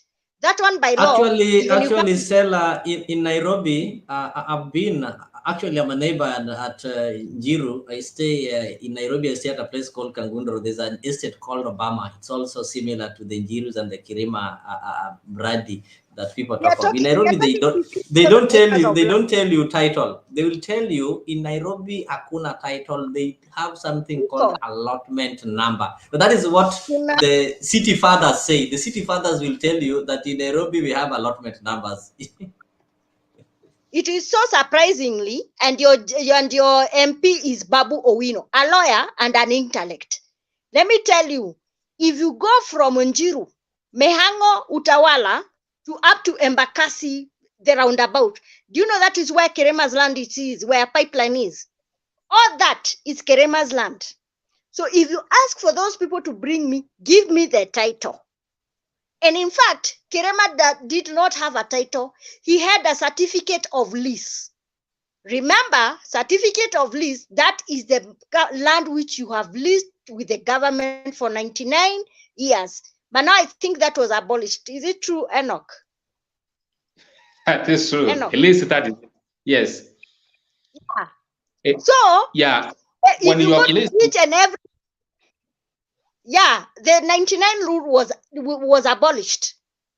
So yes. What is happening? The Kerema, when they were fighting, even right now, if we check the certificate of lease, maybe they have only remained 20 years. It remains to be 99 years. Let's be honest with each other. If you go to that land, no one has a title. The court has the right to throw you out. You have seen the CS of lands. He has put herself away from that situation. Then Babu Owino comes and said that, no, this is not Kerema's land, it is some Italian name. You remember, Enoch, what Babu Owino was saying? That when someone the land belongs to Italian. You remember? No, Enoch, you remember when Babu Owino said that it belonged to a certain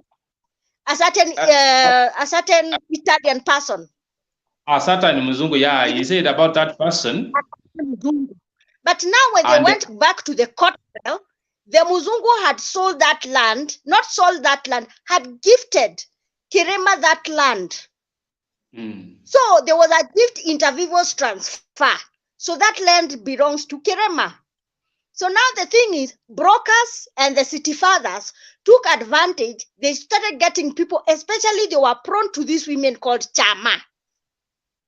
So they knew that women are very vulnerable and having their own property, because women and property was not even respected by law those days. But right now, a woman has a right to have his own property and not tell the husband. So what happened? A group of chama women, they go and buy maybe 6 acres of land. 1 acre removes how many plots? 9 plots. You do apartment. You're being told, no, there's a self-help group will give you the share certificate, but the allotment, it is in the city council, not in the Ministry of Lands. So now the thing is, the people became ignorant. And this is what we say, ignorant of the law is no defense. If you know that you are Jenga in that place and that you're still paying rates, the county cannot refuse. Do they want to know that whether it is a genuine land or what? And then they want their money. That is the question that somebody is asking you, Stella. Somebody is asking you, can someone pay rates with a share certificate, or you need a title deed to pay rates? Because these people who pay rates, how do they normally pay rates and they don't have the title? No, that is not a land. That's a scam. You must, because you see, you pay rates when you have the allocated LR number, land reference number. That is where you pay your rates, and that's where you pay your land rent. So share certificate, that one is just showing you that, this is just to be holding on, will give you the title. Remember, share certificate, and I've emphasized again, this one is only applying those people who are buying apartments. And apartments are managed by management. So what happened, I think this should be the next topic, because I'm seeing a lot of diaspora people, when we try to advise them on buying apartments.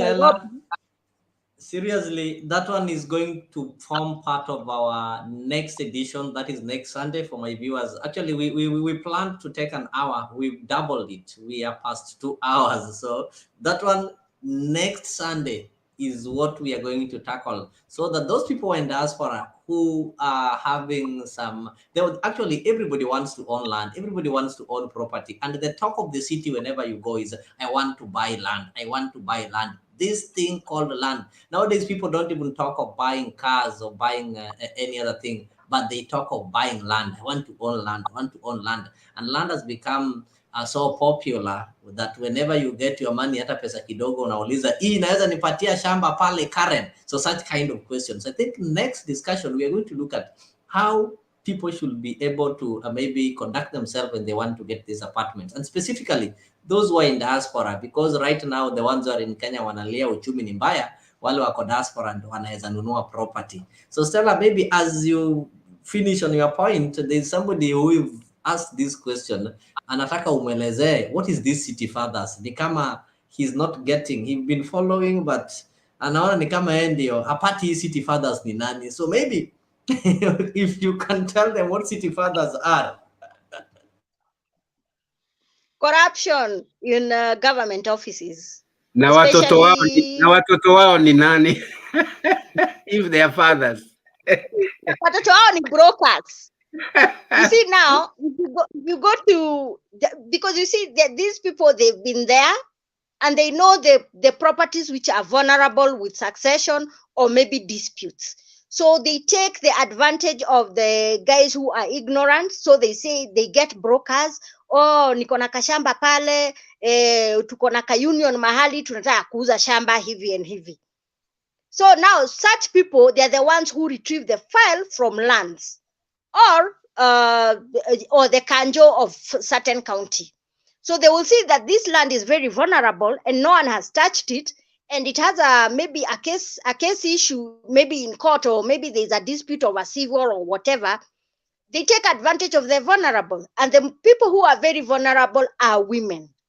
Women, and in fact, even the next topic we'll have to talk here: women and property and matrimonial causes.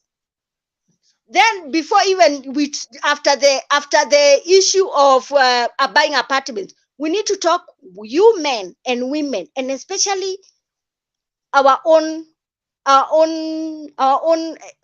do I put it? Our own conscience. We need to do wills. We need to do trusts. We need to do wills.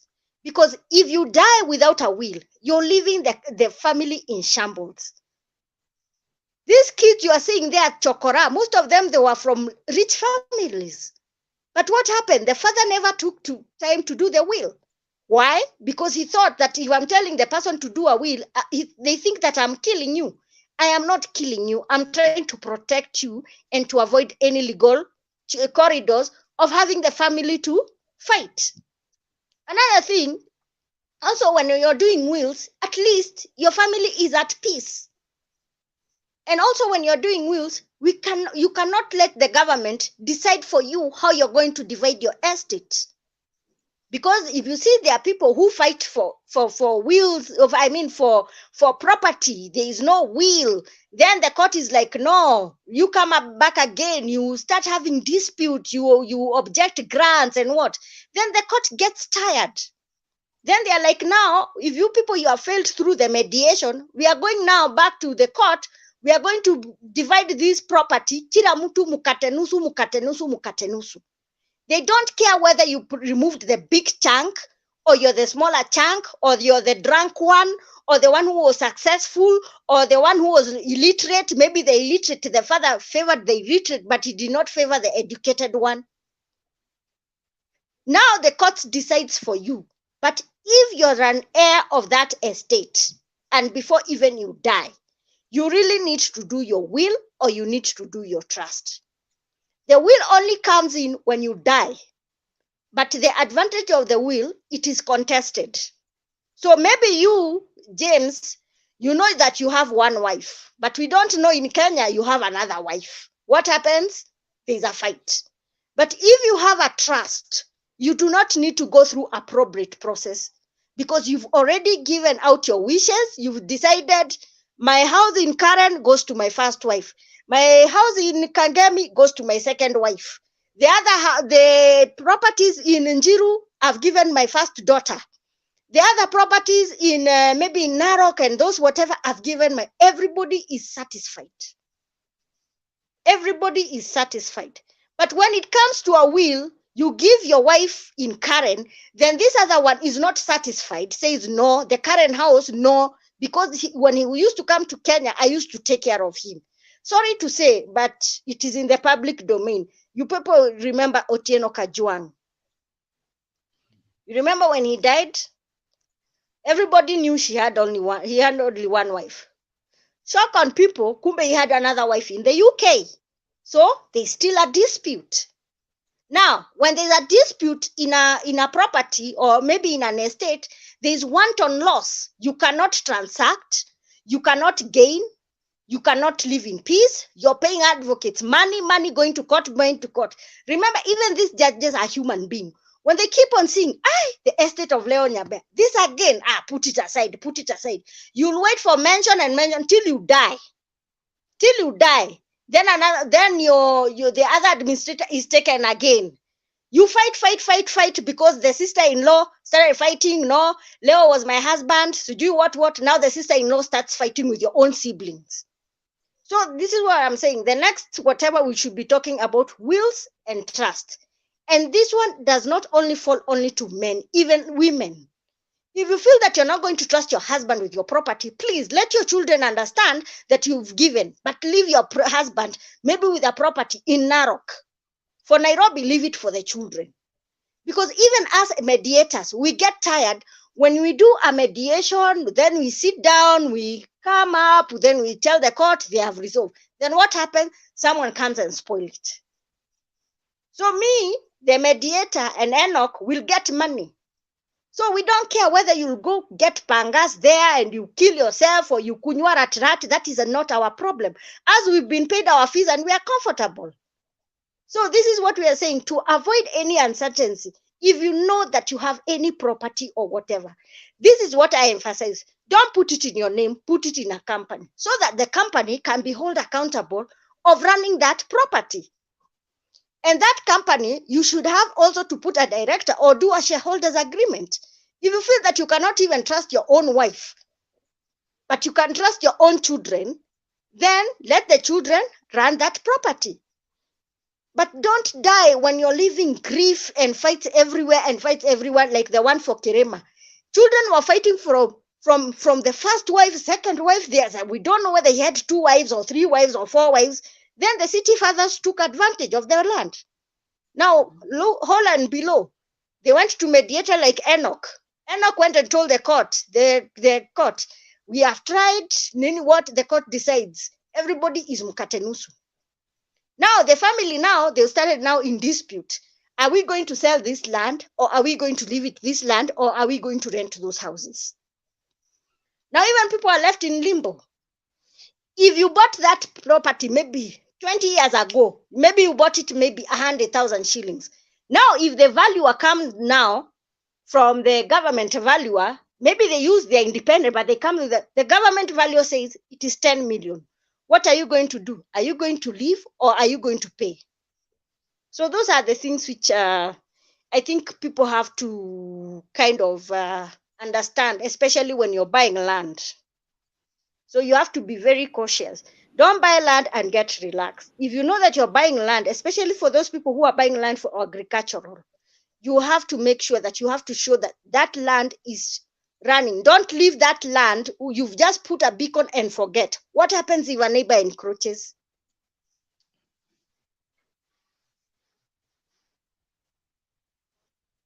So, Bwana That is really great. So that's very good, Stella, and that's really great.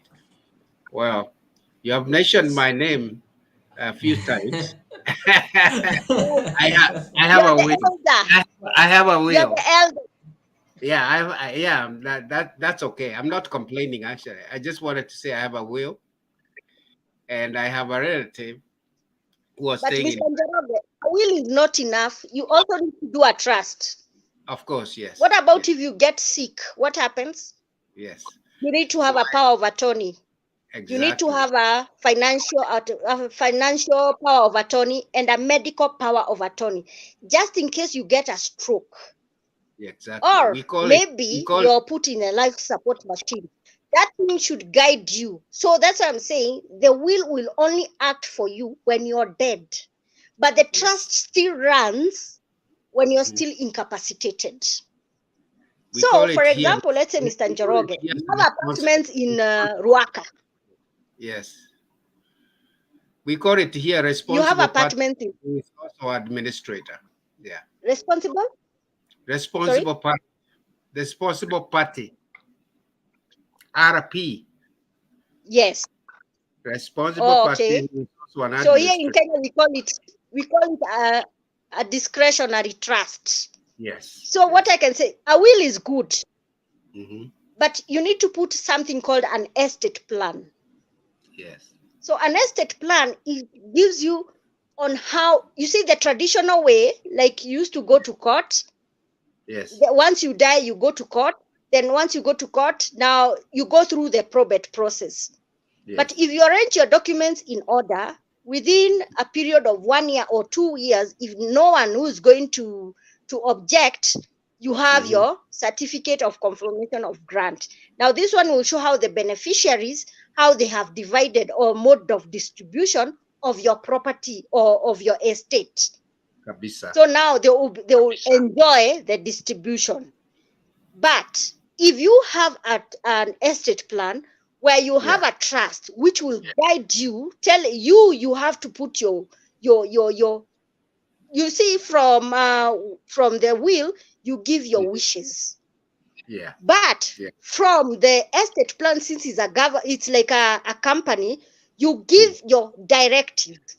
Maybe you have a daughter, maybe in Canada, and maybe you want her to have to manage the Ruaka houses. Yeah. You understand? Yeah. So you put a director there. Yes. Remember, once you put her the director, you're still you're still on your in quote I can give you, like, you're already on your retirement because someone else is taking care of it. Then you can have a son. Then you say the son, maybe he can go manage maybe the Kangemi properties. Maybe you have maybe a big mall over there, nini. Then you say every end of the year they should be given something called like a what do you call this thing? Like a bonus. You get. But you have given clear instructions. But let me tell you, do you know trust cannot disputed in court? Because that is a wish which you have given. I mean, those are your directives which you have given. So all those directives, even someone goes and dispute, will say, no, the person who is a tester, who is you, the one who's holding the trust, he was in sane mind knowing that he gave the daughter the property in Ruaka, not the son. And you have to be very specific. If your son is there, you say maybe of all that money, what he's getting, it goes for the children's school fees or your grandchildren's school fees, or maybe they go for holidays and everything. Remember, you can also say that also your in-laws can only have a certain amount of managing. Like maybe your daughter-in-law cannot manage the issue of money. It's only to be say that if I want your grandchildren to go to this certain of school, they have to sit. It's like a company, what I'm trying to say. Even you go with it in court, no one can contest it. And you don't need to have to go to court. The administrators or the beneficiary can't go to court because you have already given the directions. Even the property in Ruaka, you've already put your daughter. The title has your name and your daughter. So once you pass on, it remains with your daughter. And the one in Kangemi, you put your son. So you see, there's no need of going for a probate process because you've already sorted your estate. But a will can be contested. Maybe you have a company, you have maybe you have created a company with your friend or maybe your sister. Then what happens? The will has been read.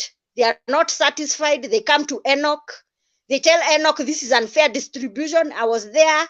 I'm the one who managed this property. I'm the one who was in this supermarket and what and what. And yet your will has specified that your daughter and your son are the beneficiary, and also your wife. You see, now that one, they go to court and dispute. So what happened? Maybe Enoch will do a mediation. Once he does the mediation and these parties are not satisfied, they go back to court. Now remember, you're paying Enoch so much money. The estate is paying so much money to Enoch. Now, going to court, and also the court, they have many matters. It is not only for estate of Njoroge. There are so many matters.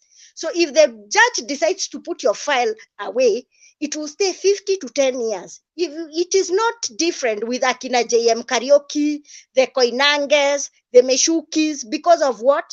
Because of certain disputes, the disputes and with the siblings, or also the dispute with outsiders. So you see, if you read the newspaper 2 weeks ago, where there's a certain law firm is claiming 800 million from one of the beneficiary of the estate of Meshuki. I can share the link with you, because the lawyers are eating money, because people didn't go to Enoch and sit down, and because they changed their mind when they went to court. Now the court, it's left in a limbo. Then everybody is saying like, no, me, I want this part. No, because I'm the one who's there. Because my father, when he was there, I'm the one who was very busy taking care of winter. You people, you are just enjoying life, going to Dubai and everything. The court does not care. The court will only need, have you sorted your family issues? Yes. Is everybody satisfied of the mode of distribution? Yes. Fine. Then the judge does his final reading and verdict. Then you're given the certificate of confirmation of grants. Then you can do as you wish with your properties. If you want to sell, if you want to rebuild, that is your problem. But now, this is what I tell people.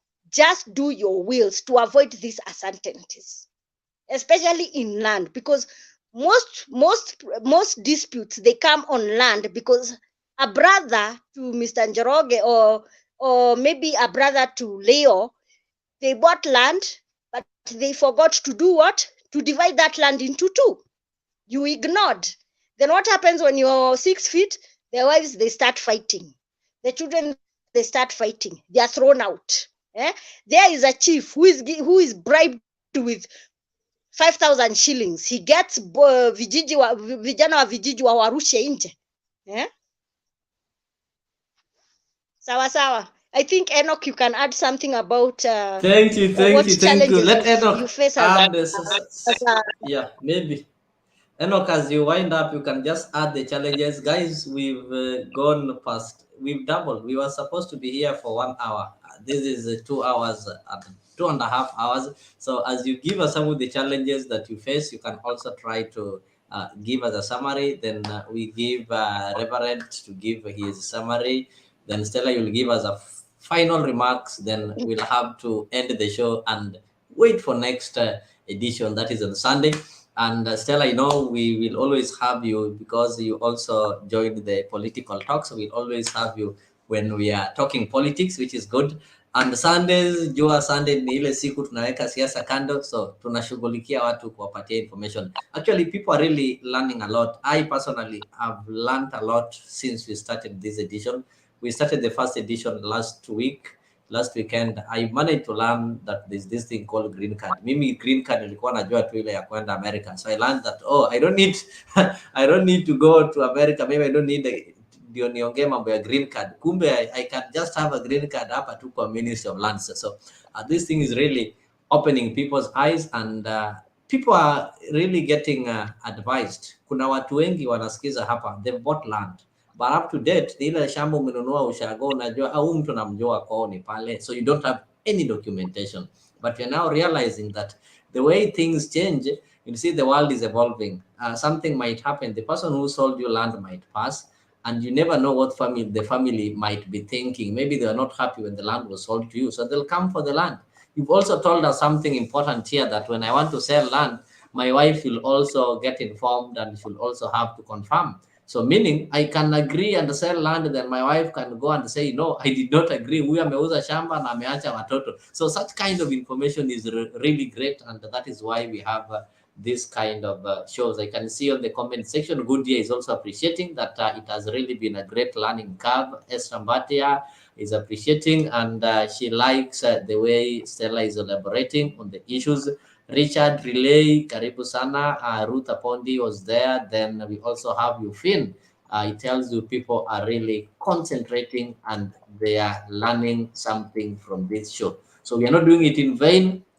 I know with the time, somebody will sit somewhere and say that it was that kind of show that I used to listen to or to watch on Sunday that made me not to make a mistake. It was that kind of show that advised me and made me to buy some land when I'm in diaspora. It was that kind of show that saved me from spending a lot of money in the corridors of God by doing due diligence. So Enoch, you can just wind up as you give us some of the challenges that you face when you're trying to help people. I know you are also helping them on the human rights side. Nilo unapata mtu makosa alikosa. Shamba linunua na shamba linunua iko kwa barabara. Tinga imefika nataka kubomolewa. Lakini ni binadamu. So I know such challenges. Sasa wewe, you now have to, you have to speak the truth. But again, apart from speaking the truth, kumwambia hii shamba ambalo ulinunua uliona tu jamaa hii ni barabara. Huyu mtu anahamishwa. So in that case, I know it's really challenging. So the floor is yours. You can have 2 minutes. Okay, thank you. The truth is that we pass through many challenges because we have to speak the truth. Na lazima mwambie mtu ukweli kwamba ile shamba uninunua au kuenda process. Most people, what they are lacking is the process, more especially kama hawakuenda succession, walimbewa tu documents. Na sasa ukimwelezea kwamba you have to do this ABCD, we have to refer you to a lawyer akuandikie so that uende kotini, hii maneno ikwishe. They don't want. Anasema I have the title deed. Anasema hii shamba nilipewa na baba. Hii shamba nilipewa na. You see, it becomes very difficult. But sometimes we sit down, we advise which best way. Ni shamba iende ama ukubali uende kulingana na sheria. Unakuta wengine wanakubali, mwingine anasimama anaruka, lakini baadaye akienda tena anatumwa. So what we are really encouraging our people. Hii nchi ni nchi una sheria. Na hata ukienda nje yote kuna sheria. Kama umepata kwamba ulifanya makosa mahali fulani, tafadhali kubali from the legal advice that you are being given. Sometimes we give them legal advice for free. Instead of you losing everything, just have this. So kindly, our viewers, watu wote wanao tutazama kutoka mbali mbali, kindly listen to advice and be ready to rectify. They say prevention is better than cure. God bless you. Thank you so much. That was Enock Agusa, and as I told you, Enock is a paralegal and is also an investor. And kama uko Nyamira, next time I'm going to tell you more about his school. He's running a private primary school that is really changing the lives of the community there. Their children, they're really learning the CBC curriculum. So, they normally say if you open a school, then you are closing a door hiyo ya jela. So he's really closing those doors. Na huko Nyamira sidhani kama watajenga jela. Apart from that, he's also a human rights defender. So kwa wale unahisi kuwa haki zako kama binadamu zimekiukwa, unaweza kuwasiliana na yeye na aweze kukusaidia. So that is why as you are sending your questions or you're sending your requests, if you have any issue, you can as well send it so that when you come back on Sunday, he can be able to tackle it. Na kama unaona Sunday pia ni mbali kungojea, basi unaweza pia wasiliana na yeye ili uweze kupata maybe usaidizi. Kuna ule usaidizi tunasema ni wa dharura, ama tuseme ni ule usaidizi wa haraka wenye hauwezi ukangojea. Unapata kuwa mtu amepatikana kwa shida. Sasa Enoch, pengine kabla tumalizie, if you will share maybe your email address so that somebody who needs some assistance, they can be able to reach you. Kuna wale wanakutazama wako pale Nyamira na wako na shida. Umejua ukiwa pale Nyamira, mtu kama Reverend tunaweza muona tu hapa, manake ako mbali, hatuwezi mfikia, lakini wewe kuna wale watu wako wako pale Nyamira, anaona pale kwa TV kupata ni ngumu, lakini hapo Nyamira anaweza kimbia hapo kidogo na ingie hapo kwa ofisi, akishaingia hapo na aweze kusaidika. So for those in Nyamira, I think Enock will be there to sort you. So maybe let me see if I can be able to give you his email address. But as well, if you reach us here at Afiq, we will always be able to get him. So if you're in Nyamira, maybe he has a school called the Great Hope Preparatory and Daycare Center, Ikoko, Nyamira town. So Reverend, your final word, your final advice as we wind up today's wonderful show. Actually, it has really been great. It's getting bigger and better, and the family is growing. Yeah, thank you. Thank you, Bwana Leo. You have been very, very professional. You have been very nice. You have led us very well. We appreciate. I think the time we have spent, it was worthy being spent. And for our viewers, wote ambao wamekuja, we are thanking you for, and then we hope that you have gotten something that will be helpful. Remember that what is being discussed here is not the final. The final is when you get your land back. The final is when you succeed in your case. The final is when you are able to resolve the issues that you are going through, the dilemmas that are there. Now, I have lawyer friends like Mwaura Wahiga, the one who contests for president. Those are some of my old friends. And we have been in many committees with him and others. And many other lawyers that I know, like 7 of them that I could name. And now I am so glad I've added in the list. I have Stella. I've added in the list, and I have Enoch, and I'm saying that this is one way of appreciating the work of the lawyers. Many of us have preconceived ideas of ule lawyers. Wengi tunafikiria tu ni mambo ya pesa. Hawa wanatafuta tu pesa, unatafuta tu kuchukua pesa zetu.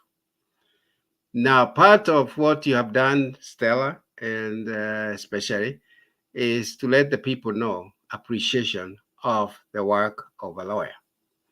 And these are people who have also been approved through the government to be able to resolve those issues, to be able to be heard in the court of laws, and be able to be helpful.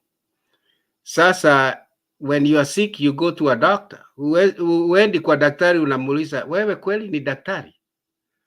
Au unataka tu pesa yangu? You go to be unatibiwa, hata ukiambiwa utoe suruali unatoa. Unatoa hapo hapo. Ndio daktari ya kutibu. It's the same with the lawyers. They are resolving those issues. And thank you, Stella, for making it so. And if nothing else about those legal issues is appreciation of who a lawyer is and what they do, and the kindness and the service that is there.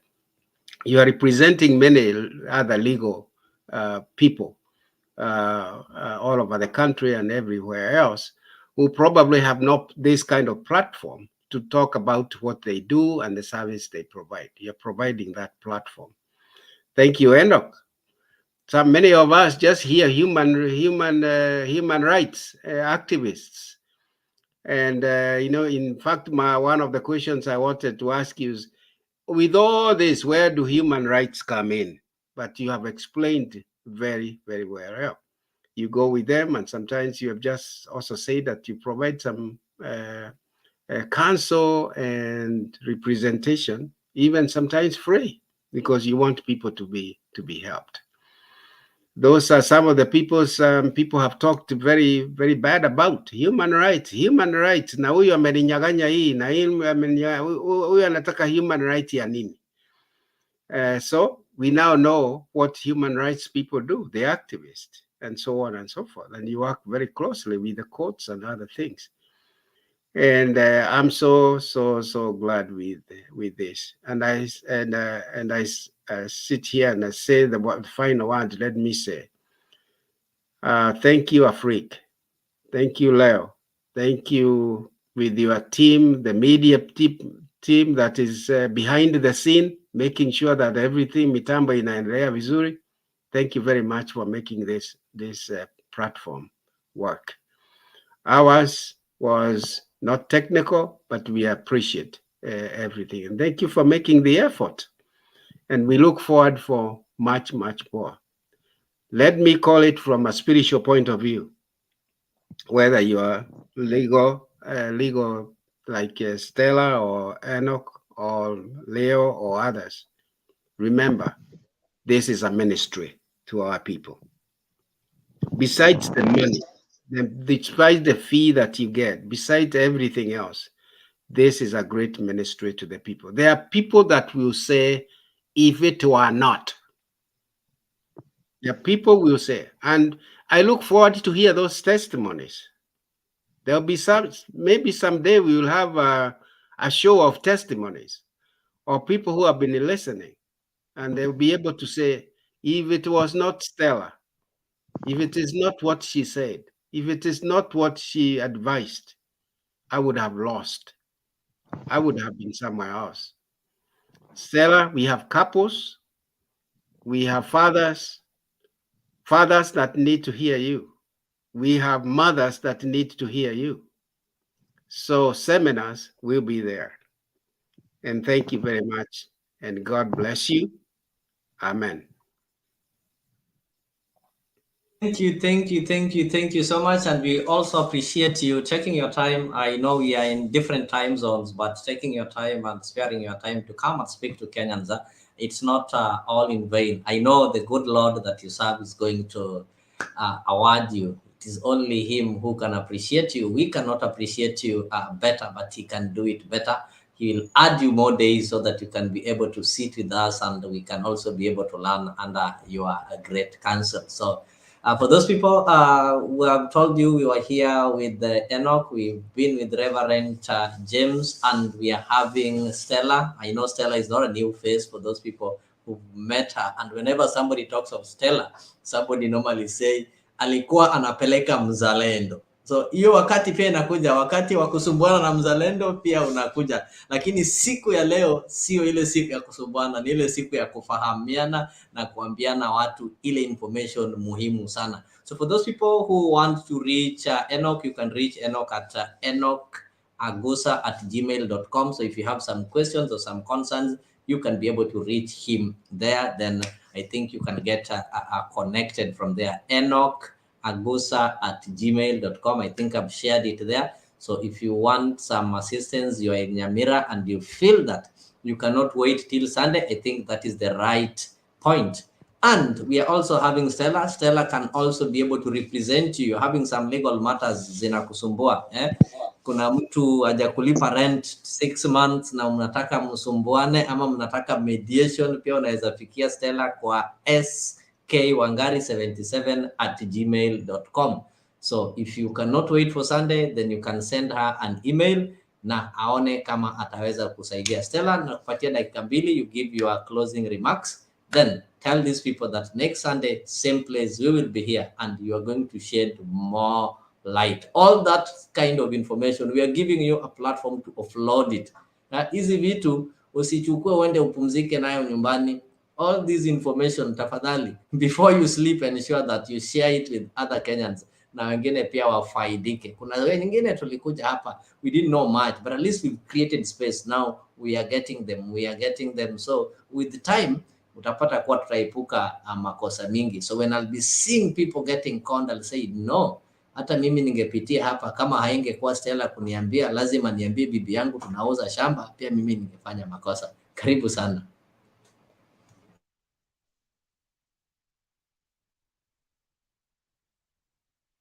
Unmute.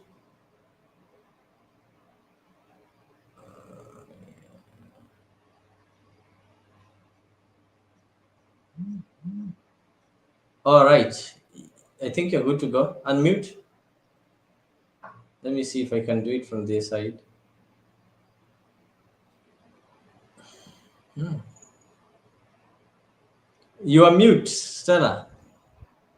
I don't know if I can be able to help.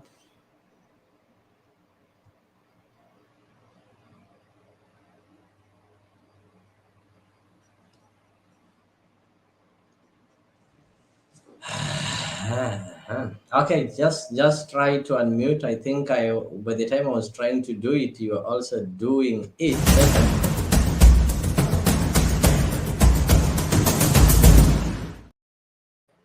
Oh, guys, I forgot to remind you that if you see that one is what awaits you tomorrow in the morning. We are going to have the newspaper review. Actually, when you wake up very early in the morning, because we say at Afiq, we are connecting Africa. So how do we connect you? We give you the daily update. So when you wake up in the morning, as you are enjoying your coffee, as you are on that bus or on that train going to work, we ensure that by the time you get to work, already you've been updated on what is taking place. That is why we have the Afiq morning show. We specifically have a newspaper review, but we also have some panelists who will always try to weigh in what the daily newspapers have reported. So they always try to help us confirm if the reports are true or untrue. Stella, your closing remarks. Okay. Sorry, I think I had some issue with my internet. So, number one, as what we have spoken today, in summary, when you buy land, do your due diligence. Number two, what's up with this thing? Can you hear me? Yes. Nakupata, we can hear you. Just proceed. Sawa. So, in summary, as what we have spoken this evening, number one, do your due diligence when you're buying land. Number two, please have your documents in order. Number three, make sure that you need to appoint an advocate to do for you land issues. It will remove a lot of hassle and bustle, so at least you can have some peace of mind. Then finally, please, if you know that you have land that you have let your relative or a friend to stay there, you need to notify them. They are not there for, you've just put them there as a watchman. So they should not feel that they are entitled. So relatives think that they have entitlement. Just because you live in the diaspora, you need to be firm. That is your property. You've used your money, your sweat, and your blood. Number three, please make sure you do your wills or you do your estate plan so that you avoid to visit the court corridors. It will put you at least at ease. You know that you have put your estate in order. Number three, the final one. If you see any advert from TV to whoever they are selling land, you have to insist for the mother title. If that company is called Besha Maguta Maguta, that title should show Besha Maguta Maguta, not Leo Nyabaya or Enoch. It has to show Besha Maguta Maguta from its company register, the certificate of incorporation, and its PIN. There are these people who go sell land or they go and invest in land, especially like in these big companies which are advertised in this vernacular. Once you see they are telling you Mogodani Besha, make sure you check that property, please. And I'm telling you, do not entrust any of your relative. If you feel that you're in need of buying that land, please just book a flight, come to Kenya, do your due diligence, and you have to see the mother title of that property.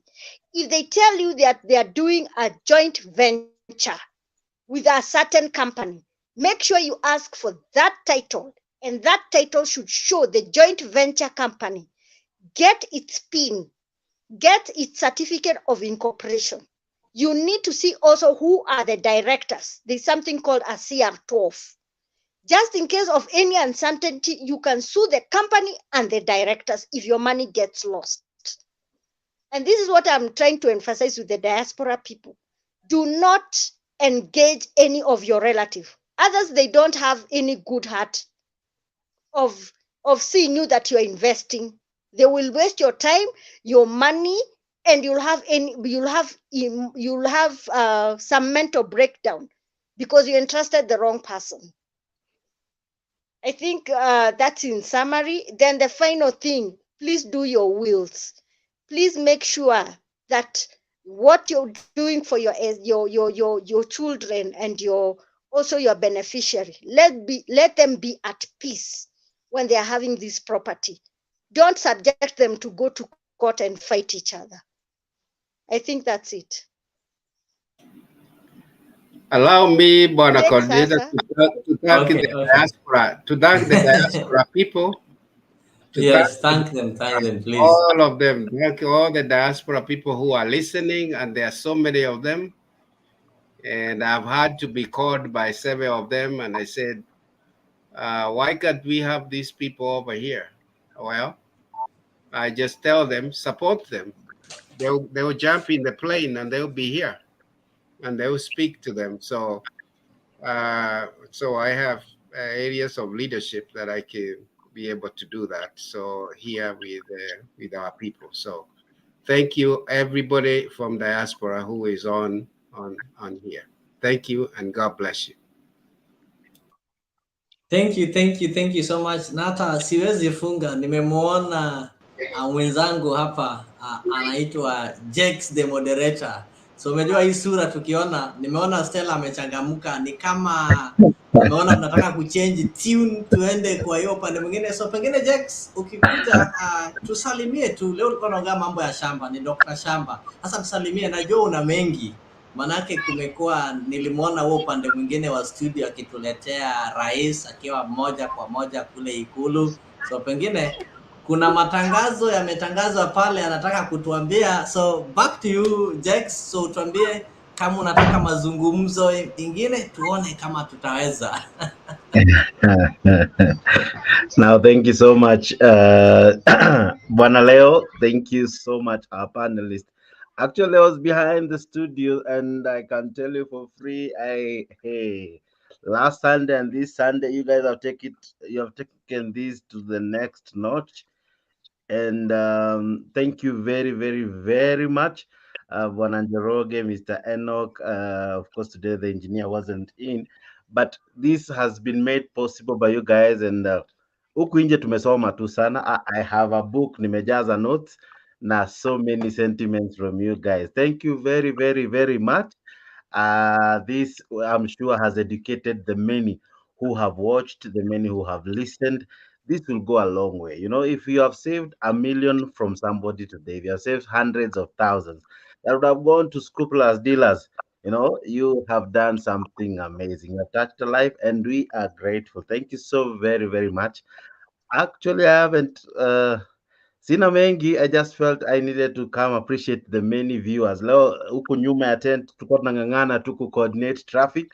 Asante sana our viewers, and as well asante sana our panelists, Stella, Enoch, Mr. Njoroge, and Leo, the moderator. Thank you very much. You guys have done us proud. Now, I've only come to make an announcement. The show that was to happen after this will happen in the morning. Yeah. So see you in the morning. First thing in the morning, we'll have another one, a good one. Here at Afiq 24, we make sure we give you content after content. Now this one has been a Lance edition, so badala tuwachoshe na vituko na vitu mob now na mambo mob, wacha tukuache ukidigest hiyo. I'm sure it's a load of information. Naona mpaka Bwana Leo ana glitter na information. It's because you guys have really informed us, and we don't want to dilute that. While we were in school, when the subject imeingia kabisa, you don't want to bring another complicated topic after that. So we do this very early in the morning, bright and early. So let's see each other at the morning's edition, where we have a nice paper review, and of course we will be dwelling much on what the president had to say and many other things. But zaidi ya yote, asante sana for keeping it Afiq 24. I don't know, me, I'm summarizing, but anyway, thank you very, very, very much. Bwana Leo, thank you very much. You guys are just but fantastic. We at La Africa appreciate all your efforts to make this happen and to make this a reality. See you in the next show. I can guarantee you, if today imefika hapo, you can only imagine what Sunday will be. It will be fireworks after fireworks. I'm sure maybe by Sunday we will have the engineer on board. So you can imagine combination ya engineer na Stella, Bwana Njoroge na Enoch. We will only be exploding here kwa studio. But thank you very much. You guys are fantastic. Tunashukuru sana. Maybe over to you, back to you Leo. But from Oh, here in the studio, tuko I don't sawa. have much to Tushukuru say. sana. I don't have much to say. Yeah. Content.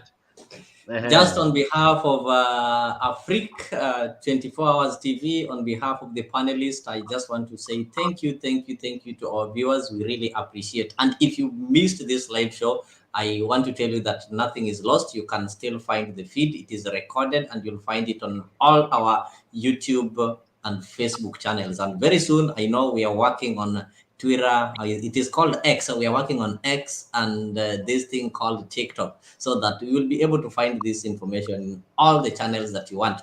But if you miss the live show, don't worry. You will be able to get it on YouTube. So ukienda pale Afrika, ama uende hapo Mtembei, ama uende Leo TV, you just type there Mr.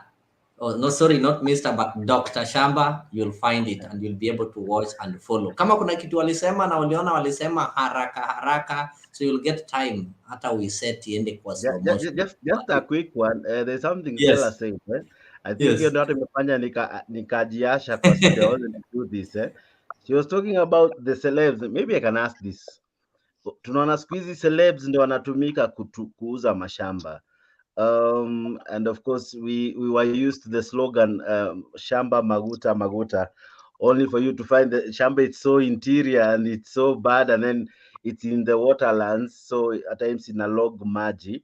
So how do we become careful tusifuate celeb but juu inauzwa na Samido, inauzwa na Papashaka and fulani wa fulani, so that we are not conned because they have learned, every time mtu akijua hii njia moja imejulikana, they invent another one. Now they have invented the use of celebrities, renowned people, ado ambao are called, watu wako na majina, watu ambao wanajulikana, so you attach that land, unaona imewekwa sura ya maybe Bahati, ama hata wanaweka hata Jakes, because Jakes anajulikana, they use my good name to sell land. So how can a Kenyan not fall for such traps? Au JJ. So number one. Sasa number one. Sasa like the way seeing celebrities is because they know celebrities have a huge following. A following. Jakes, if I can give you scenario that it was very, very annoying, and one of the media station was sued about it. So you see, when there's that advert and you wanaonesha a gate, then imekatokato land, do you know kukona mtu alifanya AI? Me on the other end, as the consumer of the media, I would see that thing, it is real. You know the AI technology, what it has done. It makes some things to look like inakaa kama ni real. So what happened is, like, someone tells you that we kuja kukona land inauzwa Thika, mali kunaitwa Thika Greens. But me, in my legal background and Enoch, we can know Thika Greens, they cannot sell land for an acre for 1 million. That's a red flag. So this is what I tell Stella, if that advert has been put there, call. Sorry? Okay. No, it's okay. I was saying this. Najua, sorry, I'm saying this. Staki tukufungulie mashtaka tena saa hii. Unaona hiyo swali hapo ndio tutaanzia. I know what you're going to discuss in the next. Tutaanzia hapo next Sunday. Shikilia tu hapo. Kuna ule mtu ameingia, hatutaki tumchanganye kidogo. Shikilia tu hapo, alafu naomba tu, because of time, and tuanzie hapo tu. next time? So those people, viewers who are going to join us on Sunday, that's a good question, in fact, that Jex has asked about. Mnaona kina Winja, kina Teres pale, wanakuambia na title deed, and it makes it appear as if title deed ni kitu unaenda tu na unapewa tu karatasi hivi. You see them with the title deeds wakirengarenga hivi. So I don't know how they get the title deeds. I think you'll address that one. So our viewers, don't miss that. So that next time ukiona Winja pale, tutajua kama ni advertisement ama hii title deed pia inaweza kwanga, kwa sababu tunaonanga hata watu na pesa, mtu amebeba note hivi kwa gunia na bado unakutana na yeye kama anaomba lift. So guys, I beg to end the show, and for those people who are joining us, let us meet tomorrow in the morning. We are going to have the newspaper review, and if you're asking which show was this, actually this is Land Edition. We call it Mr. Not Mr. But if I say Mr., I'll be unfair to the Mrs. and the Miss that we're having here. Let me call it Dr. Shamba, yani daktari wa mashamba, Dr. Land. And today, I'm glad we hosted Reverend James Njoroge, we had Enoch, and we had our very own legal expert, Stella Wangare. So kuna wale walikuwa wamejua ile side ingine ya Stella. Leo mumejua Stella ni nani. Sasa msiulizange, wewe unafanyanga nini hapo tu kwa mtembei usiku? Sasa umeambiwa ni nini huwa anafanya. Na tukutane, mimi nitakuwa na wewe hapo pamoja na the moderator mwenyewe anaitwa Jex. So this was the show.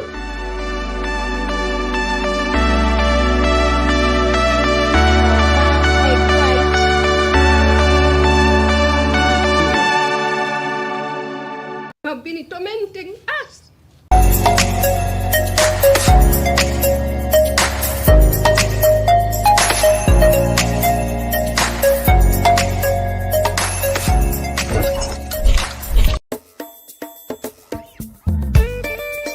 Tunasonga mbele watu wote wa Jamhuri Kenya yetu. Tunasonga mbele watu wote wa Jamhuri Kenya yetu. Haya sisi sote wananchi tushangilie.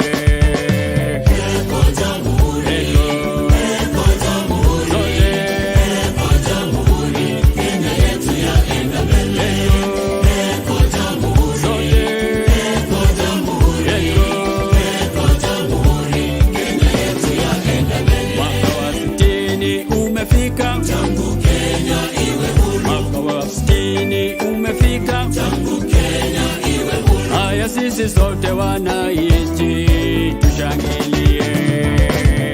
Kwa Jamhuri, kwa Jamhuri, kwa Jamhuri Kenya yetu yaenda mbele. Kwa Jamhuri, kwa Jamhuri, kwa Jamhuri Kenya yetu yaenda mbele. Twaenda mbio kokote, Kenya yaenda mbele kokote. Kwa elimu twaenda mbele kokote, matibabuni twaenda mbele kokote, viwandani twaenda mbele kokote, na mashambani twaenda mbele kokote. Kwa Jamhuri, kwa Jamhuri, kwa Jamhuri Kenya yetu yaenda mbele. Kwa Jamhuri, kwa Jamhuri, kwa Jamhuri Kenya yetu yaenda mbele.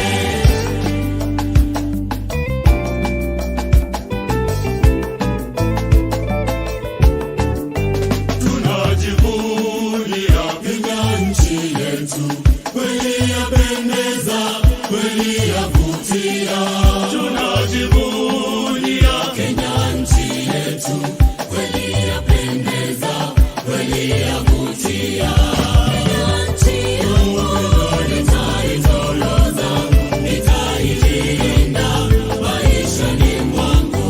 Kenya nchi yangu nitaitoloza, nitailinda maishani mwangu.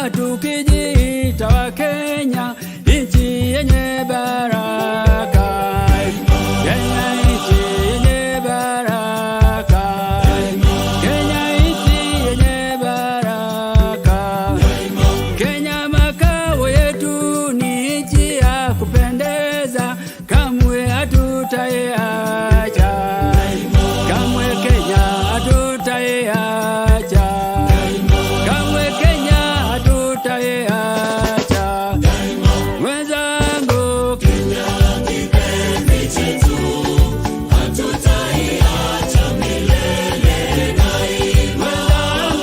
Kenya kipenzi chetu, hatutaiacha milele daima. Kenya kipenzi chetu, nchi yenye upendo, hatutaacha Kenya daima.